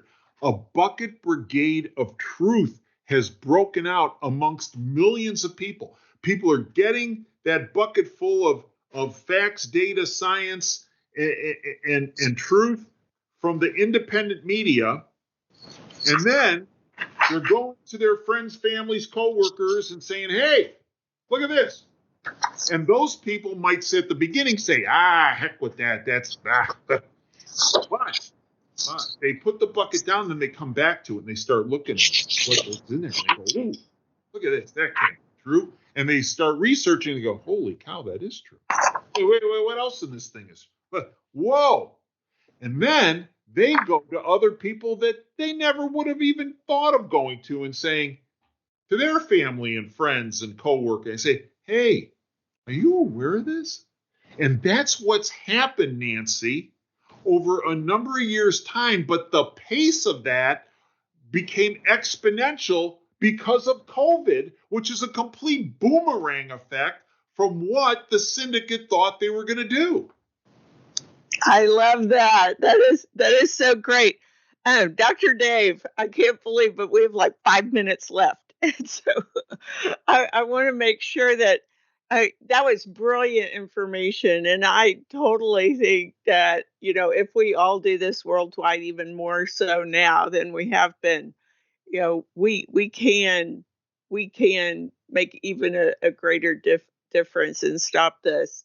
And I love that you do that. I talk to everybody here too, and I would print out things 3 years ago and hand them out at the post office or the grocery store, and I do think it would make a difference. And it was interesting because there would be people standing on their dot with their mask on. Of course, I'm the only person without a mask on in the whole place.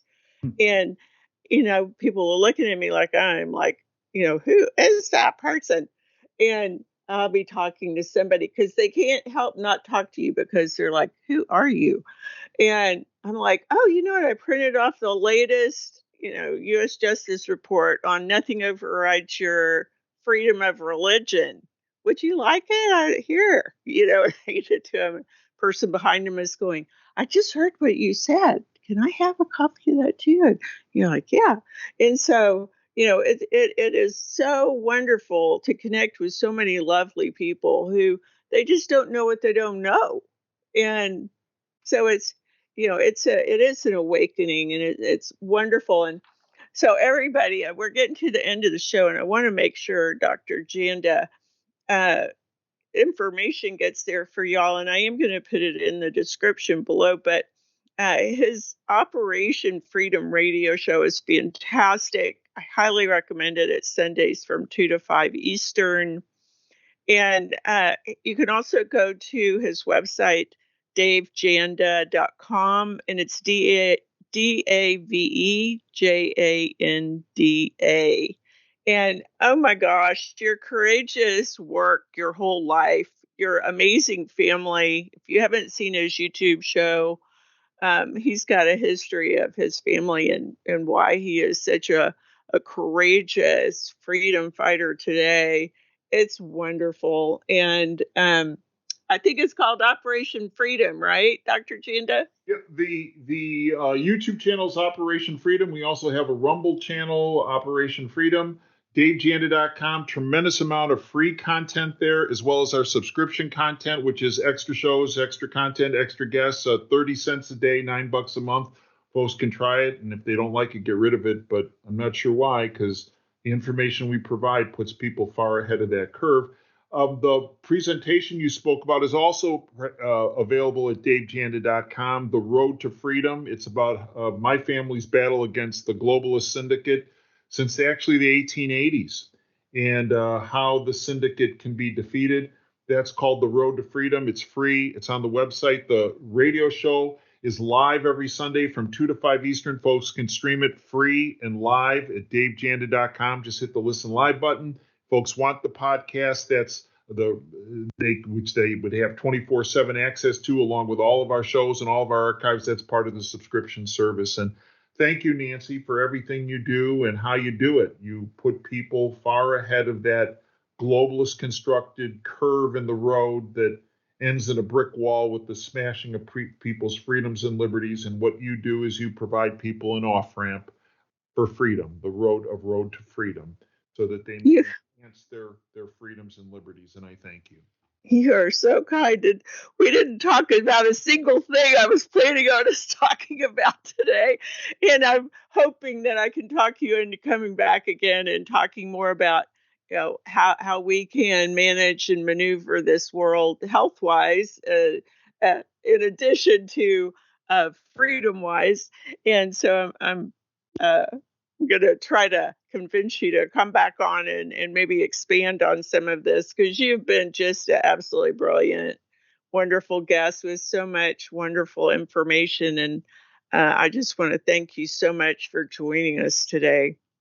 Well, it's been a pleasure and an honor, and I look forward to coming back with you. And if folks want a little information on what we do on the nutritional side of the equation, your purview, I do a series of shows it's also on YouTube on our Operation Freedom channel with Dr. Peter Glidden, a naturopathic physician, and we talk about harnessing the body's own innate ability to heal itself and to create an environment that you don't have to go to the doc to get to get treated, because if you treat your body and use its own power, you can in fact maintain your health and wellness for many, many years to come.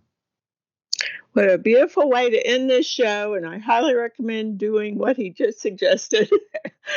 And as I close the show today, I just want to, Dr. Janda and I want to thank y'all for joining us, because we know your time is valuable, and we're honored that you have joined us today. And I'm Nancy Addison, your host. My website's organichealthylife.com.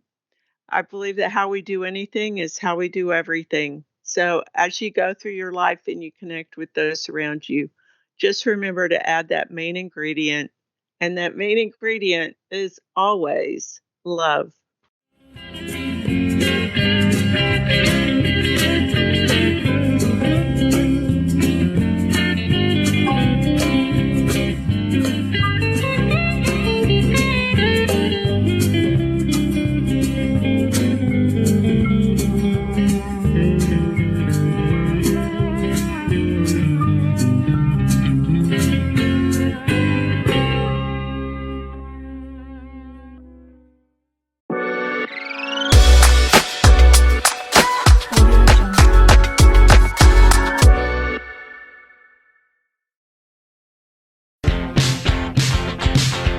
Enterprise is ready when you are. For all the, are we there yet? And look at that. The anticipation and conversations in a vehicle that came from Enterprise. With the peace of mind of our complete clean pledge, curbside rentals, and low-touch transactions. Plus so many vehicles of all kinds. So you can relax and focus on the moment. All of them. Enterprise, connecting you to all the places you love. Experience the Jared difference. The best prices on an amazing selection. Select your diamond gift today from hundreds of styles they're sure to love. Jared. Love brilliantly. This is the FCB Podcast Network.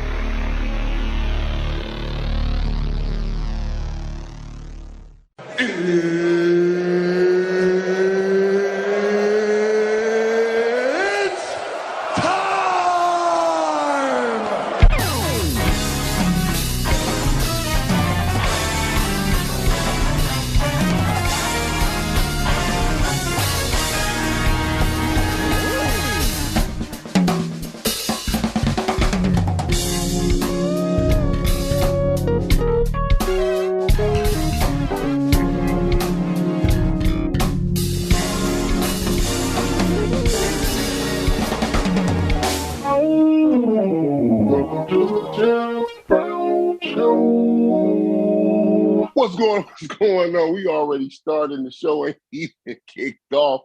You already know what time it is. You tune into the hottest show on this side of heaven. It is your man, JB, the host with the most, and you are tuned into another exciting episode of The Jeff Brown Show. And, you know, we got the fam. We in the cyber studio, and we already going in. And the man we ain't even started yet. We started, but y'all wasn't there. But we on right now. I got the lovely Coco Brown, the lovely side always of the show. I'm here, yes. Smile in the world. I'm here, yes. Yeah, she got the best smile in the world. I mean, her teeth stay white. It gets whiter every time I see it. It's all putting nothing bad in my mouth. That's why. Hey, well, there's a lot of bad things you can't put in your mouth. Yes, Lord. Yes, Lord. Oh, boy.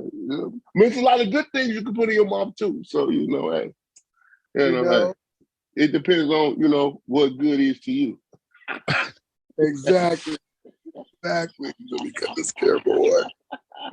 Look at that smile. That smile is amazing. It just sparkles. You know what I'm saying? Have you seen them commercials, toothpaste commercial, and you smile, your teeth just got a star on it. It go gleam. It go, yeah. Like nothing gets on her teeth. Like her teeth has like bulletproof protection or something like that. I'm very selective of what I put in my mouth. I can tell. I can. Do you like chocolate? Do you like chocolate? It's in this mouth. I can't just let anybody be. Do you like chocolate? Baby. Do you like chocolate? I do like chocolate, but I don't eat it often. All right. Just making a mental note. Jesus. Make a mental note. Yeah, and then then moving on, we got the other side of the show, my man. We call him the Hat. I used to call him Reverend Do Wrong, but he found Jesus. He found God. Lord, sitting up there looking like a bootleg Bishop TD Jakes. Yeah, TD Fakes. Come on now. Can't stand you, Jeff. And I know you are the last one to call somebody Reverend Do Wrong. I know, right? Listen. I ain't got no problem with it. Do dirty. That's Deacon Do Dirty. Deacon Do Dirty. I can live with that because you know what? I understand my place. The deacons are always getting into some stuff. And deacons are always in charge of the money. So I'll take that role. Child, let me tell you something. I can tell you some stories of some deacons trying to holler in my inbox. Wait a minute, some deacons tried to get on with you? Man, I done had pastors in my inbox, bishops in my inbox, deacons in my inbox, ushers in my inbox. Can you see yourself as the first lady? The usher board be trying to get me, yo. So wait a minute, you done went through the whole church, or the whole church tried to come through you? Yeah, they tried to come through me, honey. I ain't playing with God like that. I know I'm a sinner, okay? I got enough karma. Can you see yourself as a first lady? Can you see yourself as a first lady? You know, it's funny. I got a pastor right now trying to holler at me, and I'm trying to tell him, I said, baby, I'm not first lady ready yet. Let me at least start wearing kitten heels. I said, baby, I'm not one that's gonna Wait a minute. Are you saying, Coco, this man of God, he wants an opportunity to date you, and then all of a sudden he dates you? Do you think he will leave the? No, he ain't gonna leave the pulpit. He's gonna be praying for me a lot. Coco gonna be out. Hey, Coco gonna be out on Saturday night telling dirty jokes and then coming to church. Right, and then come on church on Sunday talk about what he doing, One of them big old hats. Sitting in the front. Honey, they be like first lady Coco. Hey, there go the first lady. Remember that joke you told? Lady in the spot the other night. I'm saying though, yo, I already know, dude. I'm like, my mom was like, God rest her soul. She was like, you know, you'd be a great first lady. I said, mother, things you do not know. Honey, I'll be up there talking about we gonna have real wine in this communion cup. The Catholics drink it all the time for communion. I know. You know, it's like I was watching Harlem Nights, and I was watching Leela Rashawn Sunshine, and Red Fox was like, you know, he said that's a mean woman that make you change God. Say my man was Catholic and became Baptist. You know what I'm saying? I'm telling you. Coco out here about to change the pastors to I don't know.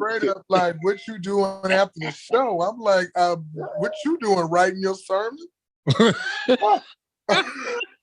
talking Why about you Adam and asking Eve. what I'm doing after the show, He's gonna brother? be talking What about you Adam doing and after- Eve. He's gonna be talking. He's trying to get you in his garden.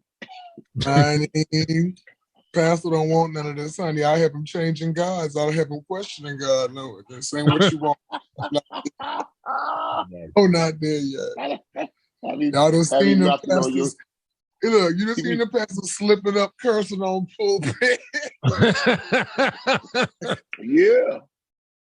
And then he'll talk about you over the pulpit. My wife last night came in from the show and she had been drinking a little bit. You know, things a little left. Crazy. Man, listen. You know how many while we times talk- Coco would go viral if she was a first lady? Oh man, all the time. Every week. I'll be like, to go my co-host. Like, you see the first lady cuss that woman out talking about you ain't slick sitting on the front row with that short dress. You think I don't see what you doing? I say, you ain't slick. She gonna be calling them out. So Coco, are you saying that in your journey of dating, pastors are off the table? What the what? Pastors and deacons off the table in your journey of dating. I mean, is there not one? That I'm, you know, I have faith. I love the Lord.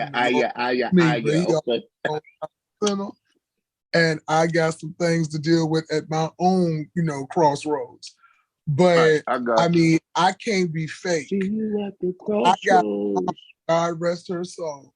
That aunt of mine, man, she was the best first lady. But honey, when she got home after church, and took them garments off, honey, and put on that little jogging suit. Oh, she was not a first lady, honey.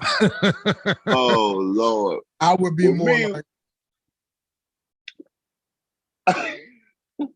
Hey Coco. Meanwhile, while we talking about relationships and church folk dating and all this, you know, Emory, you know, better known for her role. That hurt my heart when I saw that. It ain't hurt my heart. This stuff happens like that. It's hard out here. It's like, you know, I think about it all the time. You know, I loved the institution of marriage, of what I thought marriage was going to be.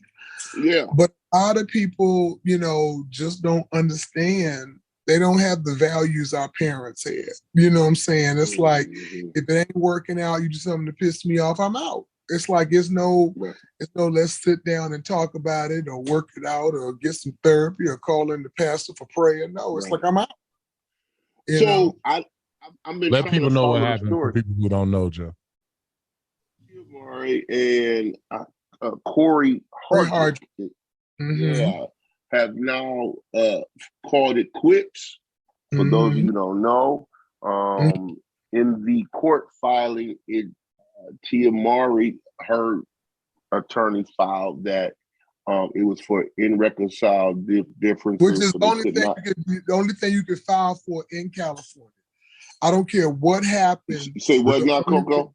In the state of California, you can't like specify why you're leaving. It's just always across the board. In California. So it's always irreconcilable differences. All in California, no matter what the circumstances are. Okay. Gotcha. Coco, okay, you was going in and out there for a second. So that's it. Okay, so that was in the state of California. Okay. Well, she said that she asked the judge in her petition for joint custody to suspend spousal support because they signed a prenup. See, that's why you gotta sign a prenup, because you never know. I'm telling you, I would never get married again without one. I'd be damned. I'd be damned. I ain't mad at you. People, women get mad at me when I say that. They get offended. My thing. So real quick, Coco, tell people why you feel that way about a prenup, and we got about a minute. Well, you know, I dodged a hell of a bullet. You know, if circumstances were not as extreme as they were in my divorce, I would probably be paying this man child support. I'll be paying him alimony, all of that, because I made all the money. He made no money. And so when I look at friends of mine, like Sherry talks about it all the time, where she got to pay her ex-husband. And Tasha She still paying him? Yes. And a grip, that is sitting on his ass making a bag off that woman. And I told her, I said, that's why I know you good and saved and sanctified, honey, because that would have turned up missing. I'm sorry, I didn't mean to slip that word, but I meant that from the bottom of my heart. Just bleep that out, Dario. Bleep that out. But I meant that from the bottom of my heart. That man would have turned up. Good for it. He'd turned up. Well, listen, we'll be right back before somebody turn up missing with Coco. We'll be right back. Gotta save your co-host from confessing crimes she would. I'm just saying. Before she be on BET song. We'll be right back. Right. Snap. Exactly. These days, it seems like everybody's talking, but no one is actually listening to the things they're saying.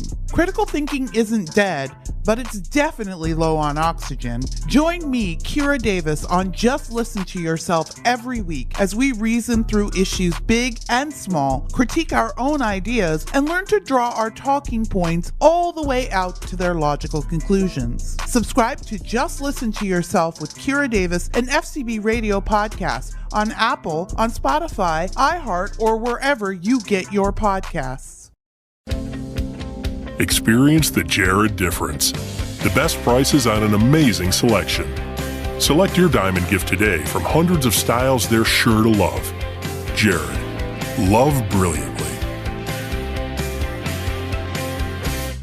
For over a decade, the Merrill Moab has been the best-selling choice of hikers, made famous for its out-of-the-box comfort, durability, and all-purpose versatility. We love to be outside with our friends, rain or shine. Moab is a mindset, so let's keep going and step further. It's time to Moab on.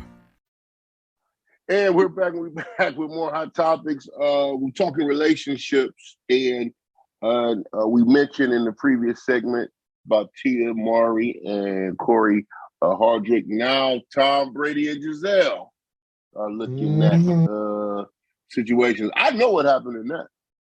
Well, so what you think? What happened? Tom Brady want to be home with her and them kids. He like, man, yeah, with this, I'm going to play football. His age to come back into the NFL, he was escaping something. He said, I'm willing to take a broken collarbone to get away from this. What is that? When a man is willing to take a broken bone. Or he was at home for like 4 months after. He was like, man, is this what's going on? He said, I will take. Nah, I'm cool. Love my kids. Like hey, Coco. He said, I love my kids and I love my wife, but I'm going back to football. He said, I just. Any man that age, I mean, he's like, I'm willing to take this broken collarbone. It won't set right. I don't think he like you, sis. He like, wow. He said, I've been playing football for almost 22 years. And he went really got to escape that. He went home for that summer. For them first couple of weeks, he said, "Oh hell no." He said, "No, I'm His going." father was like, Tom Brady father was like, I don't care what y'all say. My son's coming back to play football.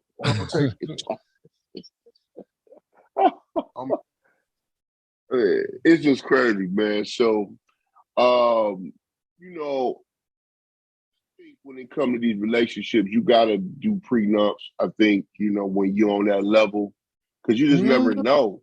You just never know. No, I mean, I would. I mean, you expect women to pull that. You know what I'm saying? Because that's why women get so upset, because women feel like they should be compensated for their time, their stretch marks, all them babies they had, whatever. But now that you got the dudes flipping the script, that they getting with women that are way more successful than them, and they don't want a prenup because they know if this woman tries to leave, because they're going to be on some bullshit. They already know they're going to be on some bullshit. They already know. So dip out. And now they realize women got to pay too. So you got a lot of dudes out here wearing panties, honey. They like, look, I want to come up too and sit on my tail and do nothing. And let this chick take my life. They got on the Victoria Fall edition, huh? They got the Victoria swimsuit. Going to get waxed, honey. It's a different day. So Jeff, what's up? If you were in the situation Mm-hmm. where you could get spousal support, would you take it? Because as a man, I would not feel comfortable taking it. Well, if me and her, we split on good terms and we just realized that it didn't work, I wouldn't take anything. Even if she made more than me, I wouldn't take it from her because we know we understood that we was good, we were straight, and we have a mutual respect and love for each other, and I wouldn't take nothing from her, especially if we got kids. You know what I'm saying? Mm-hmm. But if she was on trash, disrespectful, and she was a hellion, custody, because I still gotta go. And if she gotta give me some money, I won't take all of it, but I'm gonna take some of it just to irritate her. Wow. Wow. And this is why I had my lawyer draw up a prenup right after my divorce. And I said, just keep this on file. Yeah, but mine would be for more like just to irritate. Just on GP. Irritator. Like if I get 20, if I'm awarded 20,000, I wouldn't even take the 20. I would take like 5. You know, you 75. You got some pride. You got some pride. No, I just want to do it on GP just to get on her nerve and make her mad. You know, because she mistreated me. I don't have. That's why I know I'm a different type of broad, because I don't have it in me to spend the rest of my life trying to make your life miserable. Once I don't care about you. Well, it won't be the rest of your life. It'll only be for about 12 months. like seriously, I mean, the rest of your life it'd be for like 12 months. Oh, you're gonna have it like 12 months? Okay. Yeah, it wouldn't be like for the rest of it. Okay. All right. Like 12 months, like a term loan or something, you know? Jesus. I could not. Hey, bro. Be like a low interest fee. Be like a low interest. Untitled loan. Be like a low interest rate. No loan. Feel me? 0 interest. Feel me? No. You just 3% right now, 3.2% right now. Wow. Yeah. You know what I'm saying? I mean, hey, why not? You know, take that little 75, take that little 7,500 a month, do something with it, go to the gamble, do something, you know. I don't know, Jeff. That would pay for a man's lifestyle after he leave me. Babe, there's too many poisons out here. There you go, confessing the crimes again, Jeff. I don't know, man, because I'm kind of torn. Because on the one hand, if you with a woman, if a woman dog you, talk about. Hold on, this is what I'm saying. This is what I'm saying. I'm torn because as a man, I wouldn't want to take anything, but I'm petty like you, so like I'm torn, Coco. I'm struggling with it. I'm not. So let me tell you. Let me ask y'all this. Okay, situation: your woman's making millions. You're making hundreds. Okay, right. Y'all don't have a prenup. You wake up one day, decide you don't want to be married no more, and tell this woman, I'm out. Are you going to go after alimony? You got to make this woman, pay for your lifestyle, pay for your lifestyle for you to be with other women. No, I couldn't. So what are the circumstances that would have to surround you taking money from this woman for at least another 5 years? Like Jeff said, if she was dogging you or if she got caught. Talked about my mama. So, you know what I mean? Yeah, stuff like that. You know what I mean? Like, yeah, I might. Mama Brown.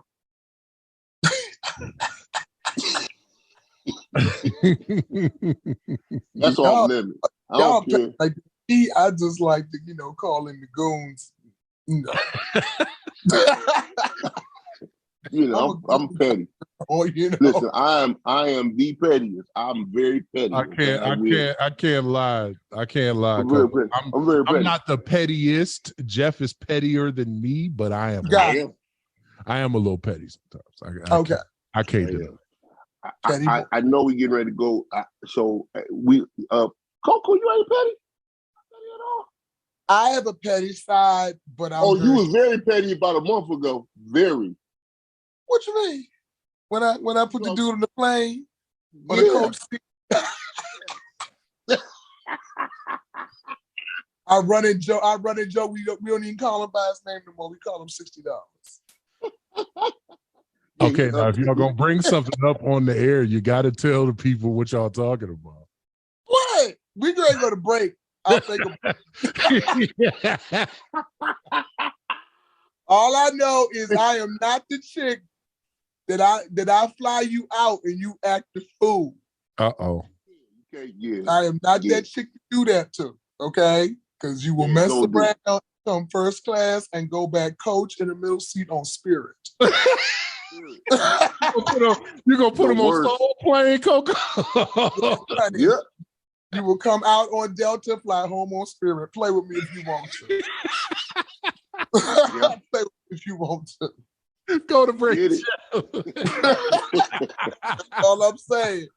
If I'm good to you, be good to me. If I'm good to you, be good to me. Don't fly Spirit. We'll be right. I'm just saying. Don't be dirty, and I done did you nice. Don't do that. Yeah, whoever's listening to this, do the right thing, or you will be flying Spirit. Go subscribe right now. Go subscribe. Don't do me dirty, and I've done you good, because my snapback is a little different. My comeback is a little. You're going from United to Spirit. I'm just saying. It might be United. Drinking cocktails and eating nice little salamis, and now you going home having to pay for peanuts. That's right. Don't fly American, because American get on the plane. American don't even give you no peanuts or water. But delayed and missed flights. Yeah. Go to break, Jeff. And listen, we'll be right back. Go subscribe right now on iHeartRadio, Apple Podcast, Spotify, wherever you get your podcast. We'll be right back. Gotta go book my flight. Be right back.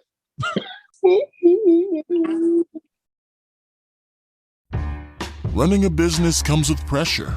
Remote workforces, HR compliance, retaining top talent. You start to feel boxed in. Fortunately, there's Insperity.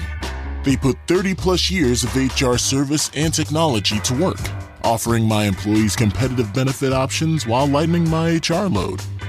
Instead of obstacles, I'm surrounded by people empowered to be their best. With Insperity, nothing seems impossible. Insperity, HR that makes a difference. Join Planet Fitness today and get more epic energy and better sleep with tons of equipment in our clean and spacious clubs. Join for $1 down, $10 a month, cancel anytime. Deal ends Friday, October 14th. It's glow time. See club for details. We back. Coco, don't do that. That is very catchy. That is very contagious right now. I'm sorry. I'm trying to make sure I don't angle the camera down because I ain't got no past first. Yes. Yes. I'm in your t-shirt and my panties away. Yes. Going down. Lord, okay. On the first flight on Spirit.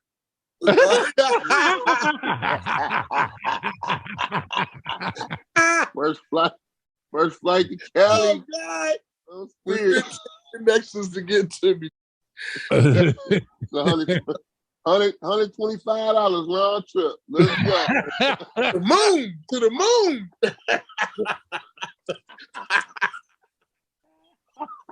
$125 round trip to the moon on Spirit. You can go anywhere in Spirit for $125. It's going to stop in all 50 states, but you're going to get there.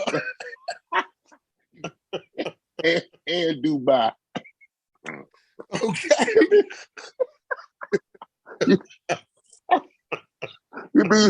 you be like, man, is this like on every end? Man. It's a never-ending flight. It's gonna take you 19 like, days really? to get there, but you're gonna get like, there. Yeah, man. You be like, man, my trip is only 5 days, man. It took me 4 to get here. Like, hotel didn't charge you. You ain't slept in the hotel. At all. Then you go get to the moon and stay at a Howard Johnson.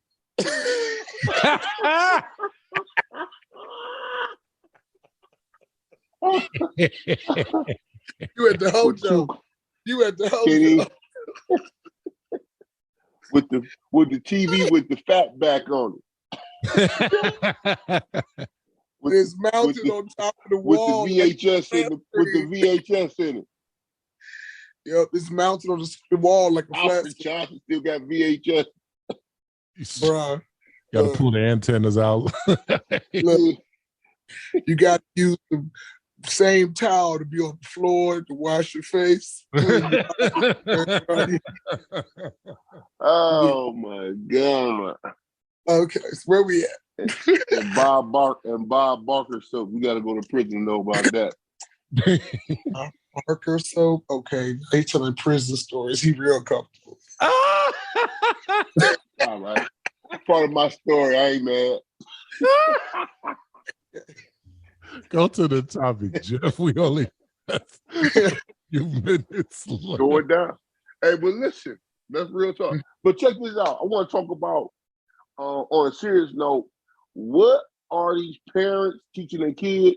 Just recently, a video went viral where a Yaba City High School football team reenacted a slave auction with several young black men that were a part of the football team in their underwear, and the cultural white folks and the Hispanic kids looked like there were some white kids and Hispanic kids as well.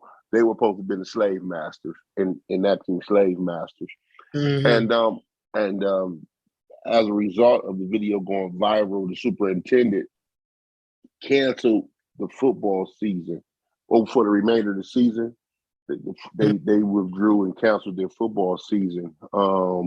Doreen Osumi, who is the superintendent, said it was offensive and disrespectful.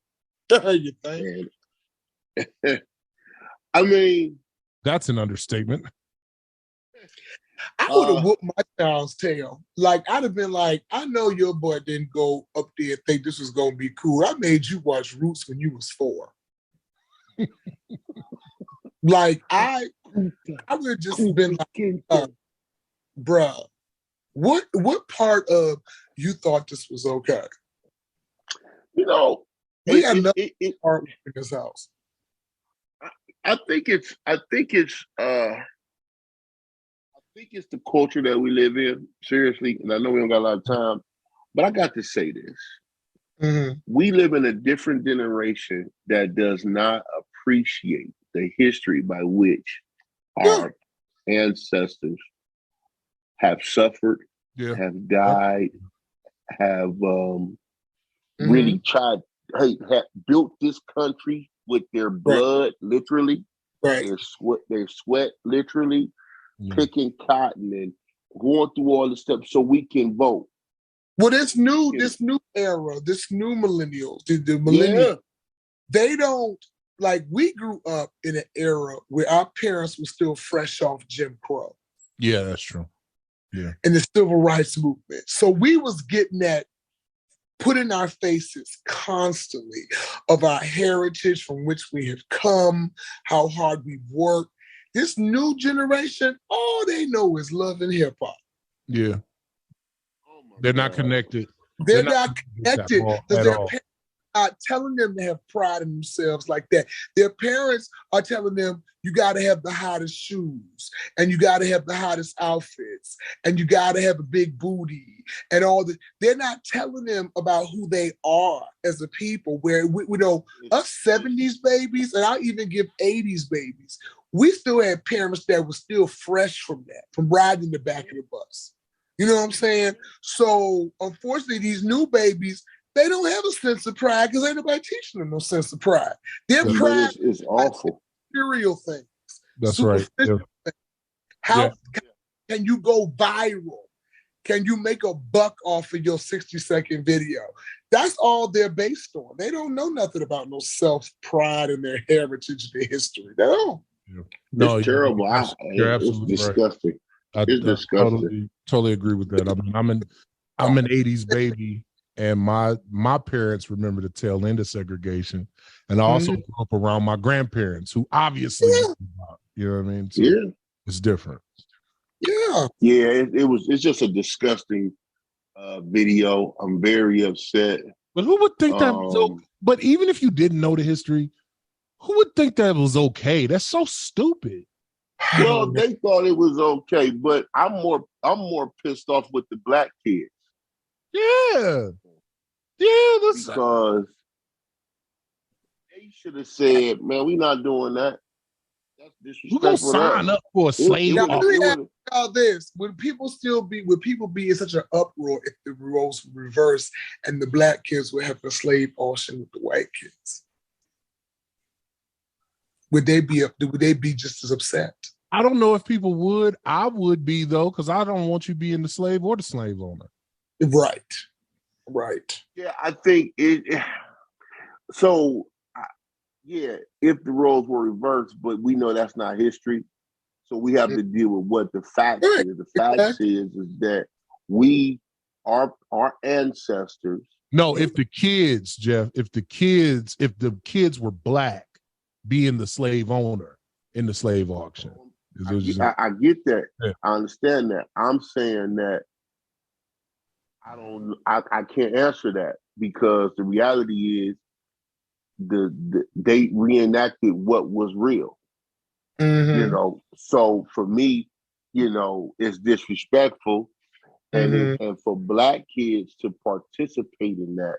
That's insane. You know, it's just an insane situation. Yeah. So I hope that you know that our black children, these young black men, really find some mentorship where somebody can really talk to them about their parents pulled up too.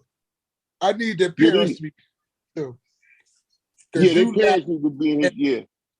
Is feeling some sense of pride in your sons, to them to even go along with it. Yeah, absolutely. Just different. So, are we talking about Rihanna and the Super Bowl? I love it. We got enough time, yeah. You want to talk about that? Yeah, because I'm here for it. I know she's gonna bring her man on stage. You know, I love Rihanna, but she's part of the problem because a lot of these ugly dudes have a lot of confidence they shouldn't have because they're getting chicks like that. Man was. Are you insinuating that man is ugly?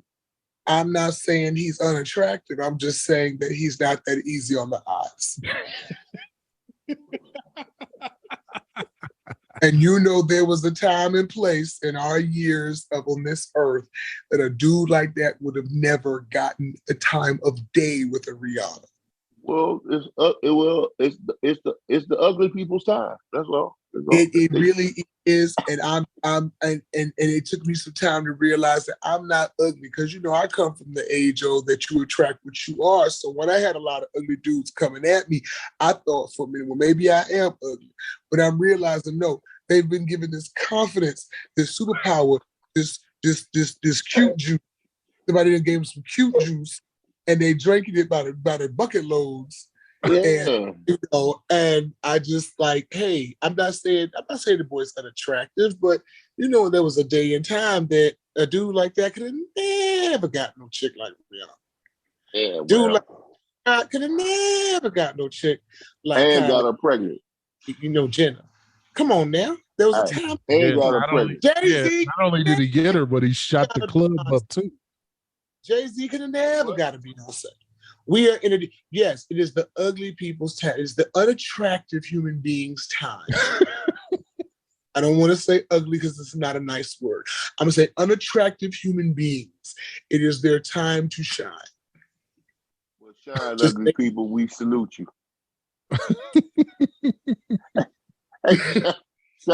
Shine, ugly people, we salute you. Yes, and you know you want to attract it. If you were called at least ugly or an African booty scratcher in your childhood, an African booty scratcher. Hey, the ugly people in there right now. They're gonna get their own month in a minute. I'm sick. It's gonna be a whole month unattractive. It'd be like, hey, I wouldn't be shocked tomorrow. It'd be like it's National Ugly People's Day. Unattractive human beings. Let's be politically correct. Unattractive People Day. It's National Unattractive People Day. They're gonna have their own. They're gonna have their own month, their own flag, and everything. The mothers gonna be posting their sons and daughters. Like, dude, like this gonna be an ugly dude. It's gonna be the king of the ugly dudes.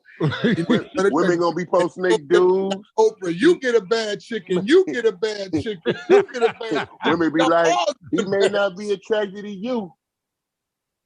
I know he don't look good, but he pay the bills. He take care of me. Hey, listen, man, it's been a great show. I mean, we came back after being on a 2-week vacation, getting some rest and just doing what we do. We always come back. It's always love.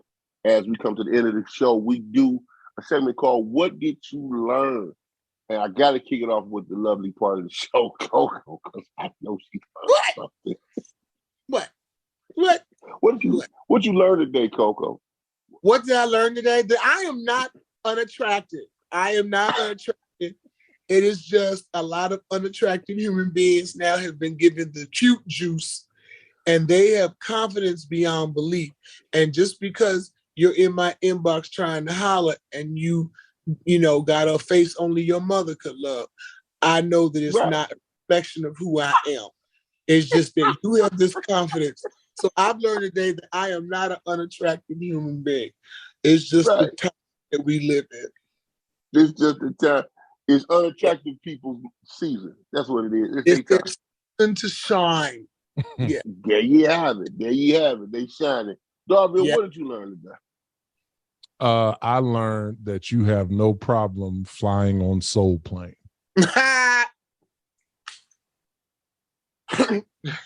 Right, especially if it's somebody in a t-shirt and panties. Listen, I love you. You know what? Listen, we love you. I love you. It's nothing in the world you can do about it. You dirty brown. I told you ain't got no business calling nobody else wherever you wrong. Listen, make sure y'all go subscribe right now on iHeartRadio. Dirty.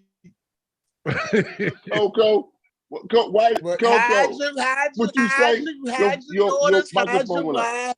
Do dirty is alive. He could do dirty. Praise the Lord. Won't he do it? Oh my God.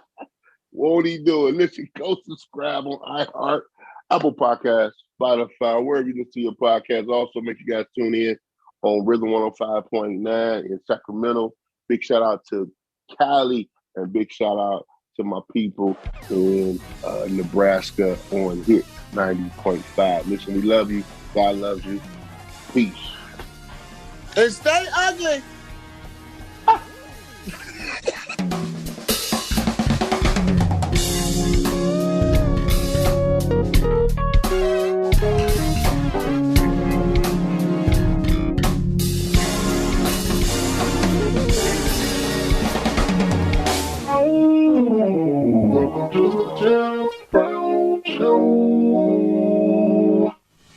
This has been a presentation of the FCB Podcast Network, where real talk lives. Visit us online at fcbpodcasts.com.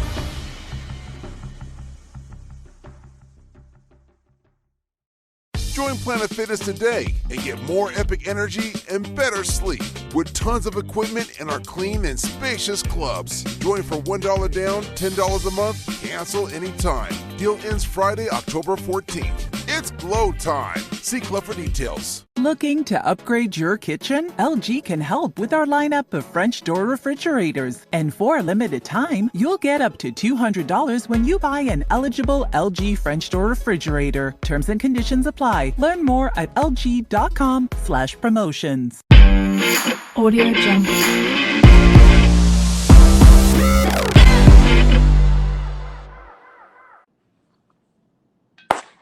Welcome.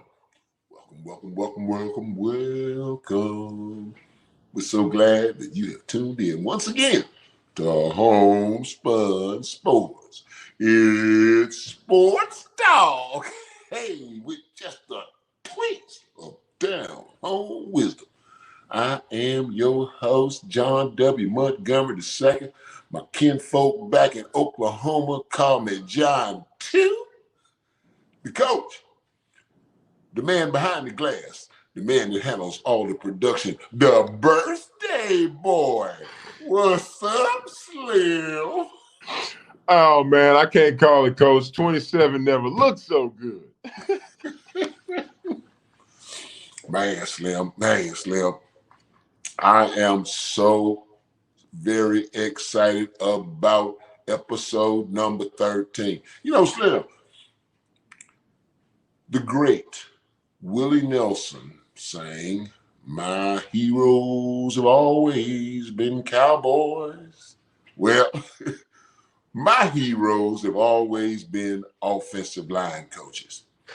And Slim, tonight we got a natural bone good one, a show enough good one. My friend from way back in the day, and he is currently the head football coach at Rice University. Ladies and gentlemen, without any further ado, please make welcome my dog from back in the day, Coach Mike Bloomgren. What's up, John? How you doing, Coach? Great, man. Great. Happy birthday, Slim. I didn't know that, man. Happy birthday. Belated, I'll take it, though. 3 days, October 3rd, Coach. I appreciate it. I appreciate it. Yeah, man. Yeah.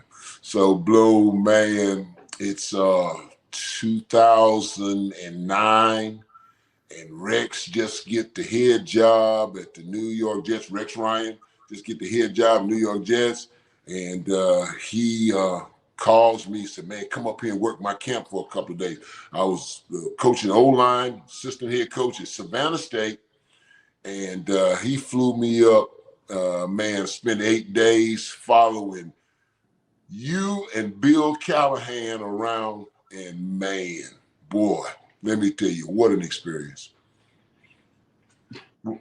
What an experience. Blue, man, listen, dog, that's where I first met you, man, but I followed you, man, and Blue, man, like I said, my heroes have always been O-line coaches. No question, that's my hero. So, Coach, you've GA'd under Gene Staub, not Mike DuBose and Dennis Francione. Yes, sir. Okay. Two Division II jobs in Catawba and Delta State. Yep. Tell us about your journey. So you got to go back further than that, to be honest. Long before me and John met at Cortland State in New York, working for the Jets. Okay. First off, like, you know, when I grew up in Houston, Texas, till I was like 10 years old, my mom moved me and her to Tallahassee, Florida. And, you know, like, she was working, she was going to school, she was doing all kinds of things. And I probably wasn't going down the best path. And my high school football coach was a guy named Mike Hickman at Florida High. And he served that role for me of being a father and of throwing me and choking me against the locker and letting me know what was acceptable and what was not. And he changed the trajectory of my life. And from that day on, that's when I knew I wanted to coach. I went through high school and I was like, man, like that's what I've got to do. I've got to help somebody like he helped me. And that was really simple of how I wanted to go about this thing. And I had no desire to be a college coach or an NFL coach or any of that stuff. I just wanted to coach kids. I love this game. I respect this game and wanted to help people. And so anyway, I come back. I start coaching with him when I'm done playing, and he gets me an opportunity. I actually start at Florida State University under Coach Bowden. And, UGA? Wait a minute. UGA for Bobby Bowden? My first 2 years, I was a student assistant with the defense. And so, yeah, when I got done, I coached 1 year of middle school and a varsity assistant. And then the next year, because my high school coach, Mike Hickman, had GA'd for Bobby Bowden at West Virginia way back in the day. Okay. And so, and I don't know if y'all know this about Tallahassee or not, but back in the day, Florida High was on Florida State's campus. That's and right. So our practice field, like 100 yards, and their practice field. So in between our two-a-days, we'd go over there and watch Charlie Ward and Ward Dunn, and we were just like, so you couldn't help but fall in love with football, right? Ain't no way. Ain't no way you couldn't help it. You couldn't help it. And so, yeah, so then I'm at Florida State 2 years, 97, 98. Beat Ohio State in the Sugar Bowl, went to the national championship and lost to Tennessee in 98. And then 99, I get hired as a GA at Bama. And my first year there, we win the SEC and played Michigan and Tom Brady in the Orange Bowl. And I'm like, man, this job's easy. This college coaching gig, man. You know, like Sugar, playing the Orange. I mean, it was like, wow. So it was kind of crazy. And then the next year at Alabama, we started the year and we were number 3 in the nation and we won 3 games. And we got fired 8 games in after Coach DuBose had been the SEC Coach of the Year the year before. That's right. That's right. I was really blessed because Coach Bowden called Dennis Franchione and said, look, if you got a spot for this kid, you know, try to keep him around. I really liked him. I don't know what he said, but he saved my job. And I was the only one on the entire staff retained at Alabama. And Dennis Franchione said, look, I can keep you, but I can't keep you on defense. I'm bringing my GA from TCU. So you got to move over to offense. I was like, cool. I played tight end in college. No problem. And that turned out to be the blessing. Bloom, that turned out to be the blessing. Such a blessing. That turned out to be the blessing. Yes, sir. Question. So that's the start of the O-line, Mike Bloomer. That's the start. And then, you know, I get married in 01 and, you know, I feel like I can't be a GA at Alabama forever, even though I would have loved to. It was so much fun. So I go to Catawba. I'm O-line coach and run game coordinator. And then 3 years later, I go to Delta State. My first job as an offensive coordinator. And you know what? I mean, Cleveland, Mississippi, right? Like in the man. Hey, Bloom. Cleveland, Mississippi, some of the best catfish you ever put in your mouth. Yes, sir. It is. Listen, it is. Bloom. Hey, Delta State University. Listen, man, I know right where you're at, player. So then, Bloom, but you jump from Delta State D2 all the way to the NFL. How'd that come about? Yeah, that's a big jump, huh, John?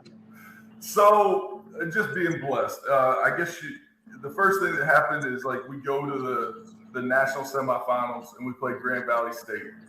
Okay. In Michigan, right? It was the first time any of our kids from the Delta had seen snow. We end up losing that game. We come back. Our head coach retires. And I was the offensive coordinator. Ron Roberts was the defensive coordinator. Okay. Oh, do you want to interview? And I was kind of like, man, this is a good place. We're going to keep winning. My wife was like, I'm out. Get me out of the Delta. And so I actually had accepted a job at Texas A&M, which is where Dennis Franchione ended up. And I was about to go there. Well, actually, I moved there. She was about to move there. And I get a call one morning, and it's like 6 a.m. It's a scout with the New York Jets. You remember Mike Davis? Yes, sir. So Mike D's the one who called me. He's like, hey, Bloom, how old are you? And it was one of those like conversations at 1:55 in a place where you drink, right? And I was like, how would you want me to be, man? Like, you tell me. I was like, I'm 29. I'll be 30 next week. So he's like, all right. How old I need to be? So anyway, man, one thing leads to another. I go up there, interview. I interview for 12 hours, and Jason Michael ends up giving me a shot. I get hired on Eric Mangini's second year there. And so fortunate to be with guys like Brian Schottenheimer, guys like the second year in comes Bill Callahan, who you referenced earlier, who might be the most detailed coach I've ever had the honor to work for. Tell me about it. And guys like Brian Dayball was just on our staff. All these head coaches, it was just crazy. And then after 2 years, we bring in Brett Favre the second year, and it was kind of an all or nothing run. And we started out 9-2, and then we lost 5 of our next 6. Didn't make the playoffs and got fired. Like, that happens in the NFL. We all know that, Jam. But I was so fortunate because I had extra years on my contract, and when Rex got hired, he kept 6 of us on the offensive staff. Okay. Again, it was Shoddy, it was myself, it was Mike Devlin, it was Bill Callahan. And then we brought in some new great coaches like Henry Eller, like the great wide receivers. Yep. And then Anthony Lynn. I mean, how blessed were we to be with Anthony Lynn in those camps? That's why, Bloom, that's why I first met Anthony when I came up there. Dennis Thurman. Yep. Mike Patine. Yep. Man, boy, some ball coaches on that staff. Hey, the great special team guru, Mike Westhoff. Right. Man, there was some serious ball coaches on that staff. So then you get the call and you out to Palo Alto with David Shaw. How'd that come about? So as I understand it, Dave Shaw called Bill Callahan and John Gruden and said, I got a no-line job. Who should I hire? I'm honored enough or lucky enough that they said, give this kid a look. And I didn't really think I was ready to leave the NFL, but I'd heard so many great things about David. I went and looked at the beautiful campus at Stanford. I started studying their roster, and they had some quarterback named Andrew Luck. They had two Castro and Jonathan Martin. I was like, man, this won't be bad. So go out there, John. And I thought, like, hey, I'm going to do this for 1 year. And the reality was, like, we had such a fun time. And, like, it's so cool when you work for somebody that happens to turn out to be your best friend. And that's what David Shaw was. Like, he was a mentor. He was my best friend. He treated me so incredible, gave me so much autonomy. And I did get an opportunity to go with Dayball to the Chiefs the next year. And you're thinking, like, this is your own room. This is what we want. And we had 2 young boys. And it was one of those things where it was like, Laura and I just got to talking. And it was like, how do we leave here? How do we leave this situation with David Shaw where we're going to keep winning? We work with the most incredible kids who are the best role models for our own children. Like, how do we leave? Yeah. So we stayed that year, and then it's like, okay, I'm ready to be a coordinator. And so I was about to take another coordinator job in conference, and Pep Hamilton leaves. And so that's right. Pep was there. Pep was our OC. Howard University is Pep Hamilton. No question. Yeah. So that's right. So Pep leaves and David makes you the coordinator. Makes me the coordinator. The next year, Derek Mason leaves for Vanderbilt. And so I get to be the assistant head coach. A year later, I started interviewing for those head jobs because of the success. We had some great players, from not just Andrew, but then Christian McCaffrey, Bryce Love. I mean, right on down the line. And the linemen that we were fortunate enough to coach was just unbelievable. And so anyway, then we get those opportunities. And it was one of those things where, I just don't want to go there. I know it's a lot of money. I know it's this. I know it's that. And finally, my wife was like, all right, how many of these are you going to turn down? Like, what's the deal? And I was like, yeah, that's a good question. Like, all right, well, here's what I'm looking for, babe. I'm looking for smart, self-starting student athletes that actually believe in being excellent in every phase of their life. And she's like, okay, cool. Where's that? I was like, okay, Stanford, Northwestern, Rice, Vanderbilt, and Duke. And so Duke had a head coach in David Cutcliffe who had changed the program. Northwestern had an alum playing there. One of my best friends, Derek Mason, just took the job at Vandy. So it's like Stanford and Rice, and like Dave ain't going nowhere. And to start the 2017 season, we opened the season in Sydney, Australia versus the Rice Owls. And I don't know what the final score was, maybe 40 or 50 or 60 to 7 or something like that. We could have scored 100, right? Like and so like as it turns out, that was probably my job interview. And that was your interview. God was setting you up, Mike. God will send you up because, Mike, the academic standards at Stanford made it conducive. God was preparing you for Rice. No doubt.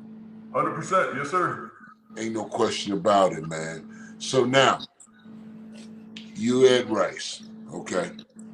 So the legacy, and I go back a minute because I'm a little older than you. A lot of people don't know this, Slim, but Rice University was playing black quarterbacks in 1972 when it wasn't fashionable to play black quarterback. Staley Vincent, and I'm sure you know Staley Vincent, right, Mike? I do. Yes, sir. Played quarterback. I remember it well. And I'll tell you something else, too. Stanford had a linebacker named Rodrigo Barnes. Slim, he wasn't nothing but the truth. And this was in the 70s, but you could get, is it the same sale, Mike? Is it the same sale, Stanford, now Rice? Absolutely it is. Like, you're talking about playing great football, playing, on ESPN against the University of Texas, against LSU, and getting a world-class degree. If that's what's important to you and your family, come on. Okay. So, yeah. When you think of, and I know it's right there in the heart of it, you've never been on the campus, beautiful, picturesque campus, right there. Maine runs one way, Fannin runs the other, and you got them big wrought iron gates that show you the next entrance. It's big time, boy, ain't no question about it now. When you're recruiting, Mike, you first recruit the transcript, correct? Yes, sir. 100%. Okay. All right. Now, Mike, you're open this week. And first, all right, no, I'm going to share this week first. Slim, I'm going to tell you why I believe in this guy. When you can recruit, when you can get them, it ain't the X's and O's. That's a much maligned expression. It's the Jimmys and Joes. I never will forget. It's one of my favorite Mike Bloomberg stories. So I would call Bloom, it's a kid over here, so. But sometimes he said, John, I'm in the airport, man. I got my computer. Just a minute. Flip up the computer, go on Rivals. And, woo, John, yeah, he can play. How's his grades? I'll tell you. But I never will forget this, Mike. We were talking about tackles. And this was around 2012, 2013. And we were talking about the elite high school tackles in the country. And I was giving you my take, and I asked for yours, and you said, I like that kid, Andrews Pete. Ooh. I said, ooh, yeah, he is big time.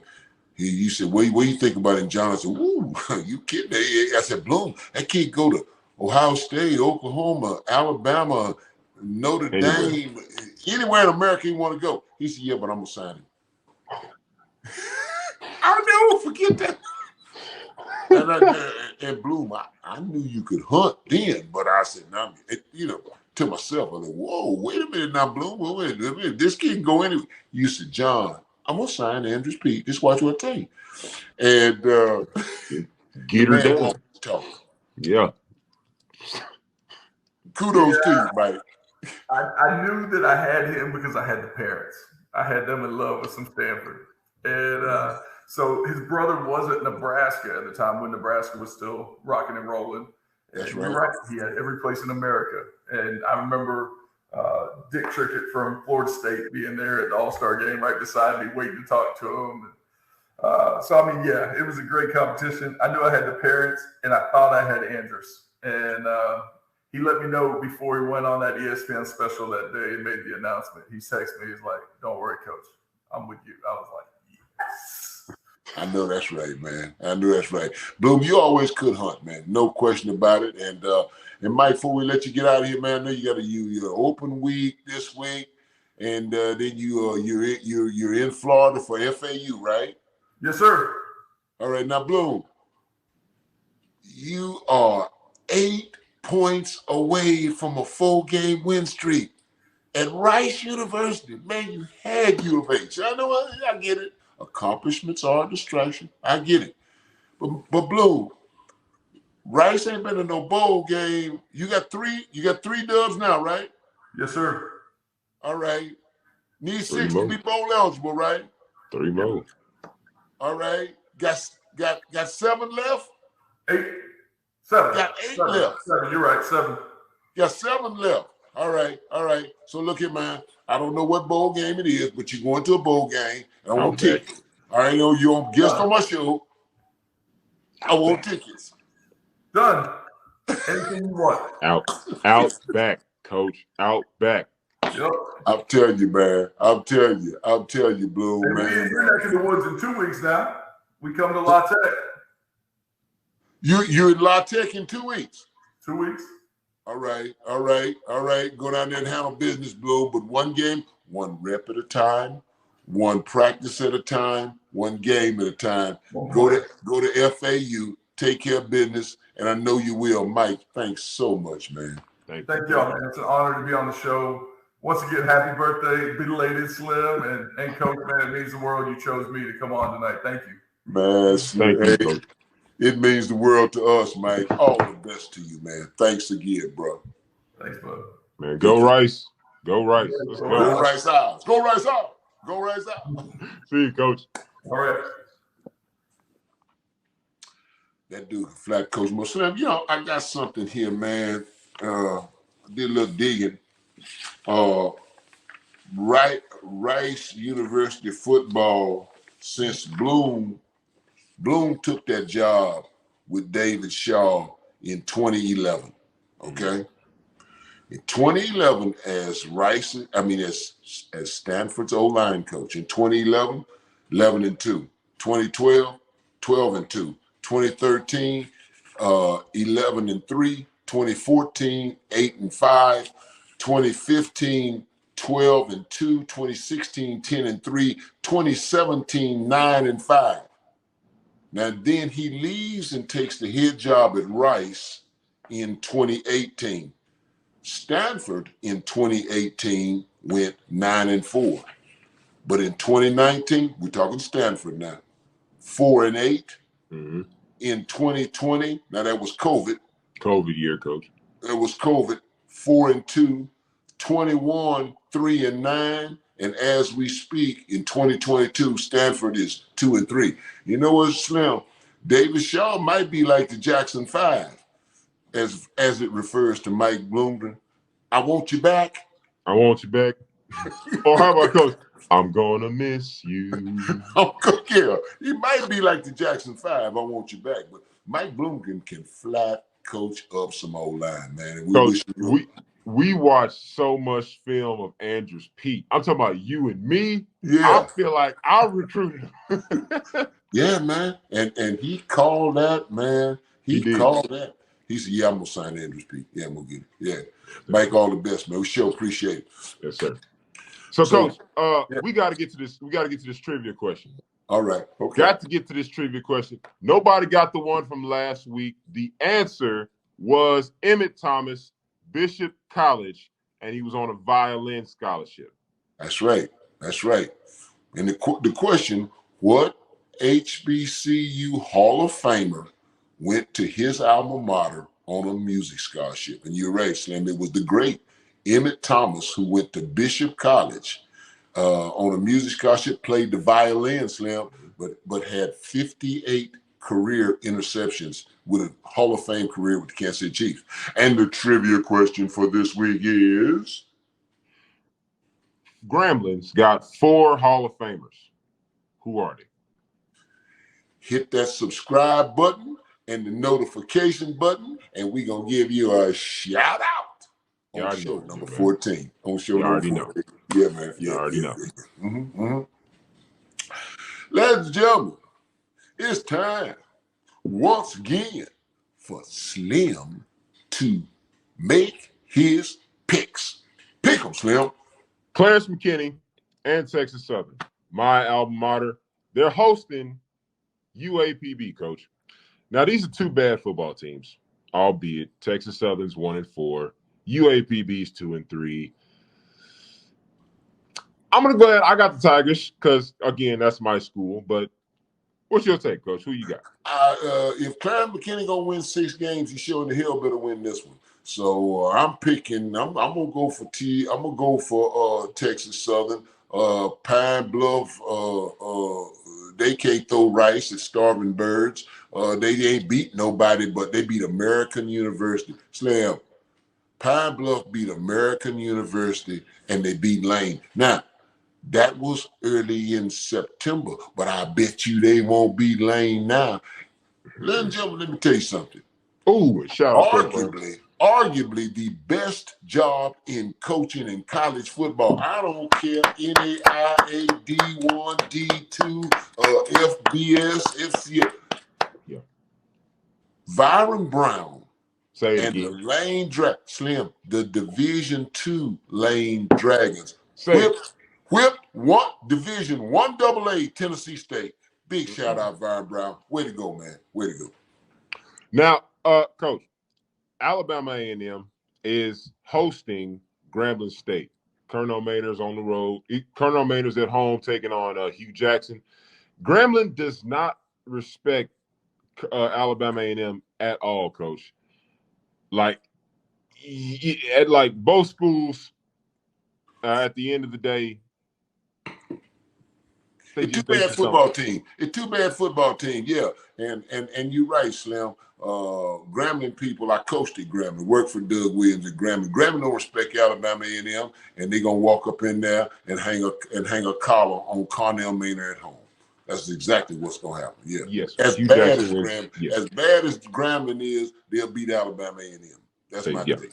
South Carolina State, Buddy Pugh, 1-3. They host FAMU, Coach. Big win for FAMU, beating Mississippi Valley State, 32 to 22. What do you think, Coach? I mean, South Carolina State, Buddy Pugh took a thumping to South Carolina, 50-10. But iron sharpens iron, Coach. I got Buddy Pugh winning this game. It's in Orangeburg, Slim, and I got Buddy Pugh. Buddy Pugh doing the same thing he did last year. Iron sharpens iron. He played tough people early, and that thumping that he took, I hope they got paid, but he come out of it healthy. But it's in Orangeburg, Slim. And I'm gonna tell you something. If you look at South Carolina State's schedule, they could be very well setting themselves up to do the same thing they did last year. The next toughest people on their schedule is North Carolina Central, and they have them in Orangeburg. I got Buddy Pugh. Buddy Pugh too, Coach. The hard part of his schedule is over. Yeah. Now, Coach, SWAC wins. SWAC wins versus MEAC wins. That's amazing. SWAC wins versus non-conference SWAC wins. 23 wins and 33 losses are currently in the SWAC collectively. In the MEAC, it's 11 wins and 17 losses.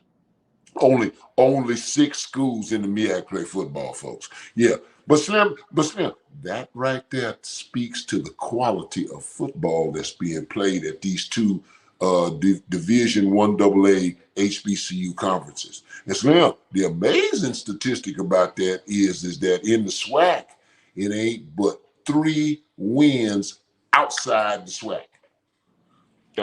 Yeah, Coach. Grambling beat the Northwestern boys in Natchitoches, Northwest Louisiana. Alcorn beat McNeese. Alabama State beat Howard. And in the MEAC, Delaware State beat Robert Morris. That's it. And man, yes. And that's not saying much. And that ain't saying much. Yes, exactly. Now in the professional league, NFL, Coach, San Francisco. Is the extra gravy? Is this the extra gravy? This is the extra gravy. Come on, Coach. You know this is the hot sauce. You know this is the hot sauce. You know it. All right. So San Francisco's Kyle Shanahan's San Francisco 49ers, they're 2-2, Coach. 7 sacks last week against the Rams. They're at Carolina, who's 1-3. Baker Mayfield and Matt Rule, they're both fighting for their jobs. You made a post on Facebook. Got some traction, by the way, ladies and gentlemen. If you haven't seen it, check out Coach Montgomery's Facebook. You suggested Baker Mayfield ought to go into coaching. You dadgum Skippy ought to go into coaching. The experiment that was going to save Matt Rule's job and Baker Mayfield's career, right now it ain't looking so good. In 4 games, Baker Mayfield done thrown only 4 touchdown passes. Slim, he barely 6 feet tall. He's had 10 knocked down in his It's like face. they're playing volleyball, Carolina. Coach. Yeah, in the first 4 games. And so, Slim, yes, if he has a mountain, and Slim, I ain't player hating. I think he'd be a hell of a coach. He's known, he's well connected, he's intelligent, Yep. and he's a legend in Oklahoma. Slim, I still see him running out there. They beat Ohio State, and he planted that flag in the middle of Ohio State's field. That's the kind of swagger that would make him a good coach. If he can convey that over to leading and developing young men, Baker Mayfield would be a hell of a coach. And he ought to, because right now, all he's doing is tarnishing that Heisman Trophy resume. Yeah, that's it, Coach. Miami, the Dolphins are 3-1, and they're in New York taking on the 2-2 Jets, Coach. Yeah. Big question in this matchup: have we seen the last of Tua Tagovailoa? Is this the end of the road? Has he done like boys to men? Although we go. Yeah, don't quit your day job, but I get your drift. But yeah, Slim, I tell you what, Slim, that dude, Dr. Amalu, Dr. Bennett. Dr. Bennett Amalu, yeah. The character that Will Smith portrayed in the movie Concussion. That's right. He says that he ought to hang it up and never step on the field. And Slim, I'm gonna tell you, man, Slim in the first place, the doctor who said shame on the physician. The doctor that said it was okay to go into the game when he got hurt the first time when he staggered, they said it was his back. That's a lie. Cap. And he was concussed. Slim, they done fired him already. Yeah. Okay. So now he come back now, and on Thursday Night Football, he gets slammed to the ground. Slim, did you see the way that boy was convulsing? His arm was trembling, his hands was all. It's called a fencing response position. It's when the arms and the fingers are in a fixed position, Coach. Man, Slim, yeah. And Slim, I'll tell you something, man. Before this is over, there's gonna be some more people be in trouble that could very well lose their job. And if I was a betting man, Slim, I'd put a little bit on it. You could have very well seen the last of him in a football suit. I don't doubt it, Coach. And I think he ought to quit. That's what but who wins the game, Slim? I'm gonna go with the young guns, Coach. I got the Jets. You got the Jets. Jets, Jets. You know that was a big win over Pittsburgh that they got last week. Mm-hmm. But I like for Teddy Bridgewater to go up in New York and rally up. They're too talented. They got the Cheetah and Jalen Waddle. I like Miami. Okay. Atlanta is 2-2, and they're at Tampa Bay, Coach. Tampa Bay is also 2-2. An NFC South division game. Pops, Proverbs 25:24 says, it's better to live in a corner of the roof of your house. It's a little corner. Than to be in a house with an unhappy wife. Now that's word to Tom Brady because both him and Giselle Bündchen have filed for divorce. They've got their own divorce lawyers, seeing individual courts. They're looking. It's looking at Splitsville, Coach. Oh, ain't no question, man. Ain't no question. And Slim, we should have seen this coming. After the Super Bowl win, his last Super Bowl win when they beat the Kansas City Chiefs right there in Tampa, Giselle was quoted as asking her husband, "Don't you think you've done enough? Okay, is there any more that you think you need to accomplish?" Come on now, Slim. When your wife start telling you that, dog, When your wife starts you, but and this Slim, as recently as early September, that woman was seen without her wedding ring on. He was, Coach. Yeah, well, that's Slim. What's Slim? What Jaheim say? When you put that woman first. When you notice she ain't wearing her ring and she starts playing little games, come in late from work, you better put that woman first. Man, yeah. I don't know, Slim, but who win that game? I got Tampa Bay, Coach. He's gonna take all his frustrations out on the Hawks. Yeah. Todd Brady gonna take that. Yeah, that's a good point. And I got to pull for Todd Bowles, man. Yeah, Todd Bowles. I got Todd Bowles. Yeah. All right, Coach. Now, in the FBS, in college football, the Red River rivalry, Oklahoma is 3-2. Texas is 3-2. Brent Venables versus Steve Sarkisian. In the past 2 weeks, Coach, Oklahoma has given up 509 yards of total offense. They did that in the first game. They did that to K-State, Coach. They did that to K-State. And then when they played TCU, they gave up 668 yards of total offense. Both Texas and Oklahoma are 2 seasons away from the SEC and Africa. And if we look at it, Coach, if we look at the Red River rivalry, it is an undercard for Saturday.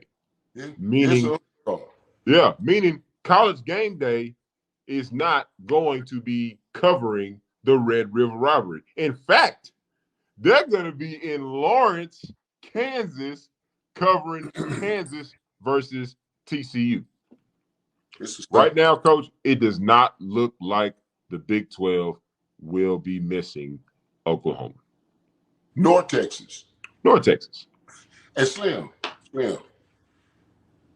I never thought I would live to see the day when there would be 4 ranked teams in the Big 12, and ain't neither one of them Texas or Oklahoma. Oh, Kansas is 20.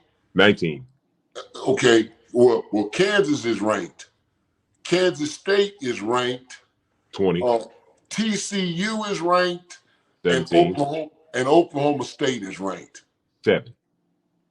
Slim. Yeah. Coach, we talked about this in our meeting, Coach. Which of these schools are going to struggle? Whether it be are going to struggle in the move to the SEC, whether it be OU or Texas, and why? Ain't no question, Slim. It's going to be the University of Oklahoma. Yeah. And here's why. Look at the United States. Okay, ain't talking about no sports. Geographically, picture the United States. Okay, I said it when we first started talking about it, entertaining the idea that Oklahoma would go to the SEC. I said then Oklahoma football on location alone gonna struggle. Okay, Slim. The geographics of it, even right now, Oklahoma must visit. In recruiting, Oklahoma is a Texas school. Word. Okay. Billy Sim, Joe Washington, Greg Pruitt, Brian Bosworth, Darrell Hunt, George Cumby, Baker Mayfield, Thomas Lott. It's a Texas school. Oklahoma can't be Oklahoma without Texas. And their saving grace right now, Slim, thank God, Texas A&M ain't worth a damn. Okay? And Texas is in Austin. And Texas ain't got to visit, okay? But now here's the fact. You say, which one gonna suffer? Well, Texas, they in Africa. Texas is Africa. It's all the black. It's Slim. It's all the African-American talent right here in the state of Texas. If Oklahoma could get whatever they wanted in Texas, they wouldn't have to go to them southern cities. But since they do, Slim, Montgomery, Alabama, Birmingham, Alabama, Huntsville, Alabama, Gadsden, Mobile, Alabama, Atlanta, Georgia. Macomb, Georgia. Macon, Augusta, Georgia. Jackson, Mississippi. Bullock. How you say that, Coach? Biloxi. Yeah, Biloxi. thank you. Biloxi. Thank you, Coach. Tupelo, Mississippi. Memphis, Tennessee. Columbus, Georgia. And Chattanooga, Tennessee. Slim, and in all that, boomer sooner don't mean diddly squat. And so, and Slim, Lincoln Riley saw that. He saw that way down the road. And when he saw that, looking at that, whoa, wait a minute. Hold up. And that's why he said, deuces, baby, deuces. And he got the hell on out to the West Coast where he could get all the African-American talent that he would ever need. And everybody who come to the West Coast got to come through his front door where he is King Shaka-Boo-Boo. He run things in L.A. And he was right. Slim, USC in the top 10, bruh. And hold up. And right now, Oklahoma can't beat Kansas State nor TCU. Are you kidding me? So yeah, hey, Slim, they better get that straight. No, listen, hey, let me tell you something. Because they could very well morph into Arkansas. Or Nebraska. Or worse, Nebraska. because let me tell you something, partner, on location alone. Yeah. On location alone, that was the difference. When Arkansas went to the SEC, okay, Houston Nut got it up and running, okay, and it looked like this boy Sam Pittman. But hey, it's a tough sell selling Fayetteville, Arkansas in the South. In the SEC. And listen, for a kid that can go to LSU, Baton Rouge, Southern University right across town, for a kid that can go to Alabama, Tuscaloosa, Birmingham, Alabama, 30 miles down the road, even Auburn. It's in the sticks, but you know what's 30 miles away from Auburn? Tuskegee. And thank you. Ain't no question. Yeah, man. But Coach, man, it was a pleasure being in the studio with you again. You know, always, brother, always. Yeah. Appreciate you getting Mike Blooming on. That was big, Coach. 4 O-line coaches in a row. 4 O-line coaches. Hey. We had Big House, Howard Ballard. Yep. We had Chennis Berry. We had Ray Brown. And then tonight we had Mike Bloomgren, the head coach of Rice University. Slim. My heroes have always been O-line coaches. And on that note, I'm out. Tell Mom I love her, all right? I do just that. Give my best to laugh one up in Dale City. And happy birthday, dog. Thanks, Coach. And finally, no later than February 1, the University of Wisconsin is going to owe Paul Christ $11 million because they fired him. Shame on you. Paul Christ won 72% of his games. And he had a one-loss record of 72 wins and 26 losses. And from 2015 to 2022, 10-3, 11-3, 13-1, 8-5, 10-4, 4-3 in the COVID year, and 9-4 in 2021.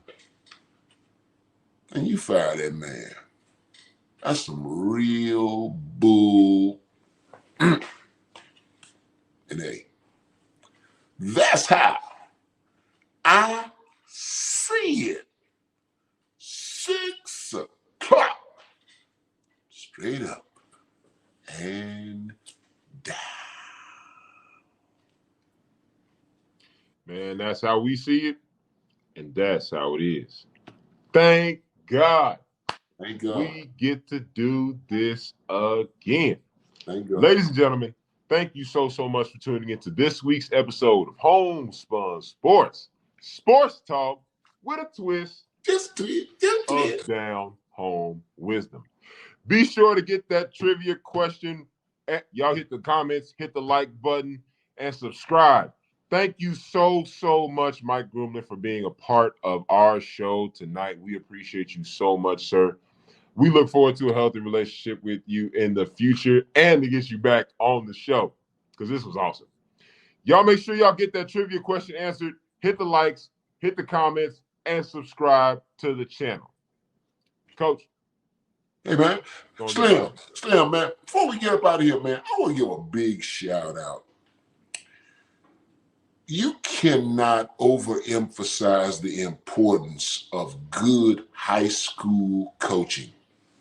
And Slim, your teammate at Texas Southern University, Jimmy Williams, coaching his ass off at Booker T. Washington High School in Houston, Texas. Slim, they had not won 5 games in 5 years.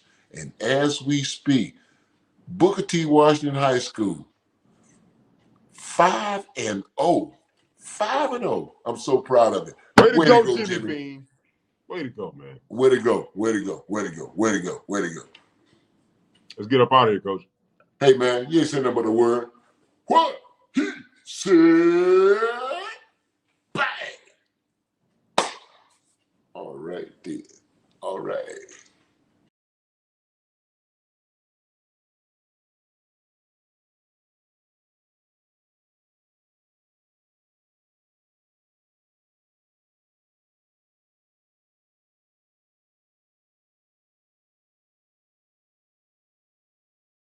Audio